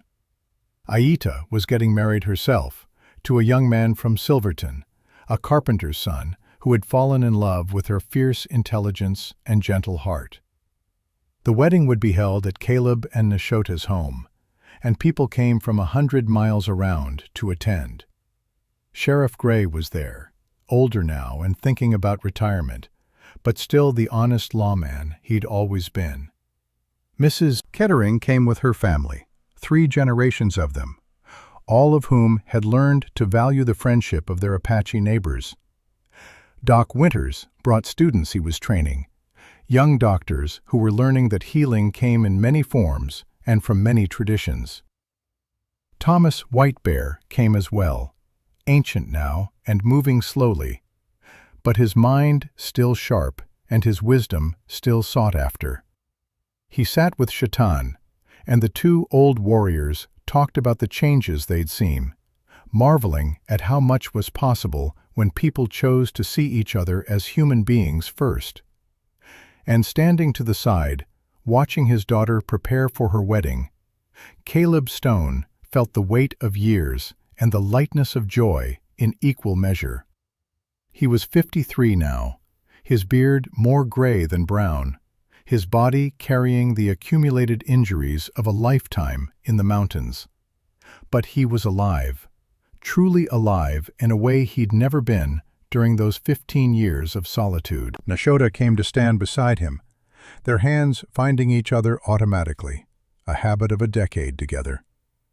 She was 40 now, still beautiful, still strong, a grandmother already to Kiona's first child, and soon to be one to Aita's as well. The silver in her hair caught the sunlight, and Caleb thought she'd never looked more lovely. "What are you thinking?" she asked. "I'm thinking about that day," Caleb said. "The day I saw smoke rising from an old cabin. The day I heard two girls screaming. If I'd ridden past, if I'd chosen not to get involved, where would we all be now?" "But you didn't ride past," Nashota said. "You ran toward the fire. You always run toward the fire, Caleb Stone. That's who you are." "You ran toward fire too," he reminded her. "Coming to a stranger's cabin with your daughters, offering yourself to a man you didn't know, trusting that the risk was worth the reward." "And it was," Nashota said. "Every day of the past 10 years has proven it was worth the risk."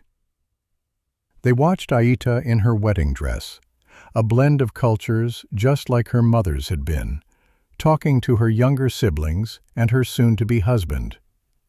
They watched Kiona showing Samuel how to braid leather, the 18-year-old and 8-year-old working together with easy affection. They watched their community, this impossible mixture of people who had learned to see past their differences. "Do you think it will last?" Caleb asked. "This peace we've built?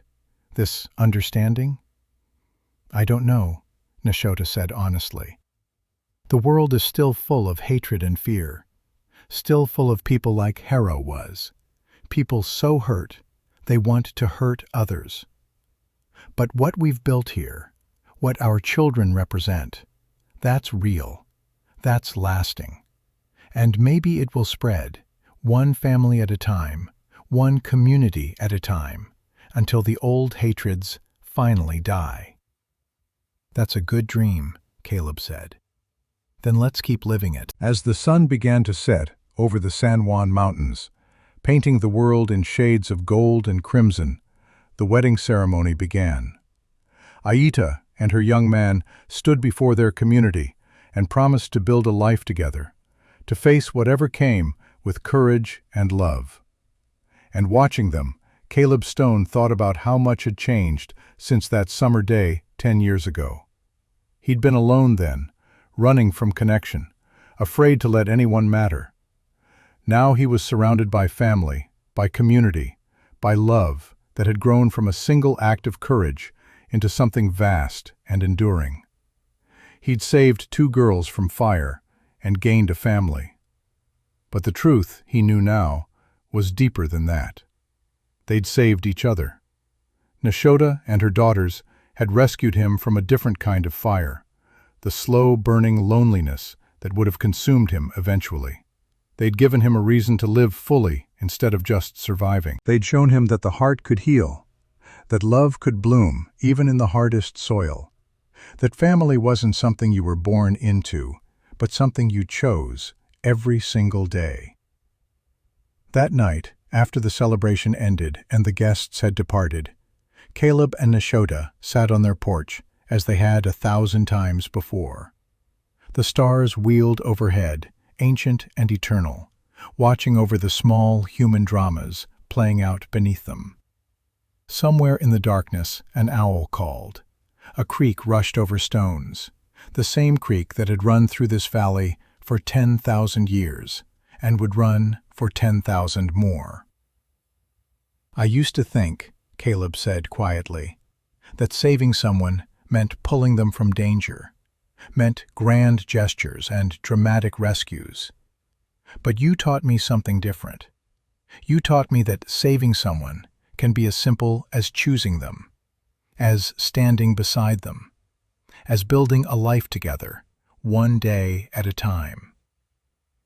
Nashota leaned against him, her head on his shoulder. "And you taught me that love doesn't die when we lose someone. It transforms. It makes room for new love without forgetting the old. Dakota gave me Aita and Kiona. You gave me Samuel and a second chance at happiness. Both are real. Both matter. The heart is bigger than we imagine." They sat in comfortable silence, listening to the night sounds, feeling the peace of a good day ending. Inside the cabin, their children slept safely. Around them, the community they'd built continued its work of healing old wounds and building new bridges. And somewhere in Pennsylvania, an old rancher named Elijah Harrow was hopefully finding his own peace at last, released from the burden of hatred he'd carried for too long. The story that had begun with fire had become a story about light, about hope, about the stubborn human capacity to choose love over hate, connection over isolation, building over destroying. It was a small story in the grand sweep of history, just one family in one cabin in the mountains of Colorado. But small stories matter. They're the ones that show us what's possible. They're the ones that give others courage to make their own brave choices. As Caleb held his wife close under the stars, feeling the simple joy of being alive and loved and part of something larger than himself, he knew that this was what mattered. Not grand gestures or dramatic moments, though those had their place, but the quiet accumulation of good days, the steady building of a life worth living, the daily choice to stand beside the people you love and face the world together. That was the legacy they were building. That was what would endure long after they were gone, not in monuments or history books, but in the lives they touched, the children they raised, the community they helped create. In the proof that love is stronger than fear, that courage matters, that ordinary people can change the world if they're willing to try. The fire that had brought them together had burned away everything false and left only what was real. And what was real was this: two people from different worlds who had chosen to build something new together. A family that proved bridges could be built across any divide. A legacy of love that would ripple forward through generations. That was their story. That was their gift to the world. And as the night deepened and the stars shone brighter, Caleb Stone held his wife close and knew with absolute certainty that every choice he'd made, every risk he'd taken, every moment of fear and doubt had been worth it for this peace, for this love, for this life they'd built from ashes and courage and the unshakable belief that tomorrow could be better than yesterday if you were brave enough to make it so. The end.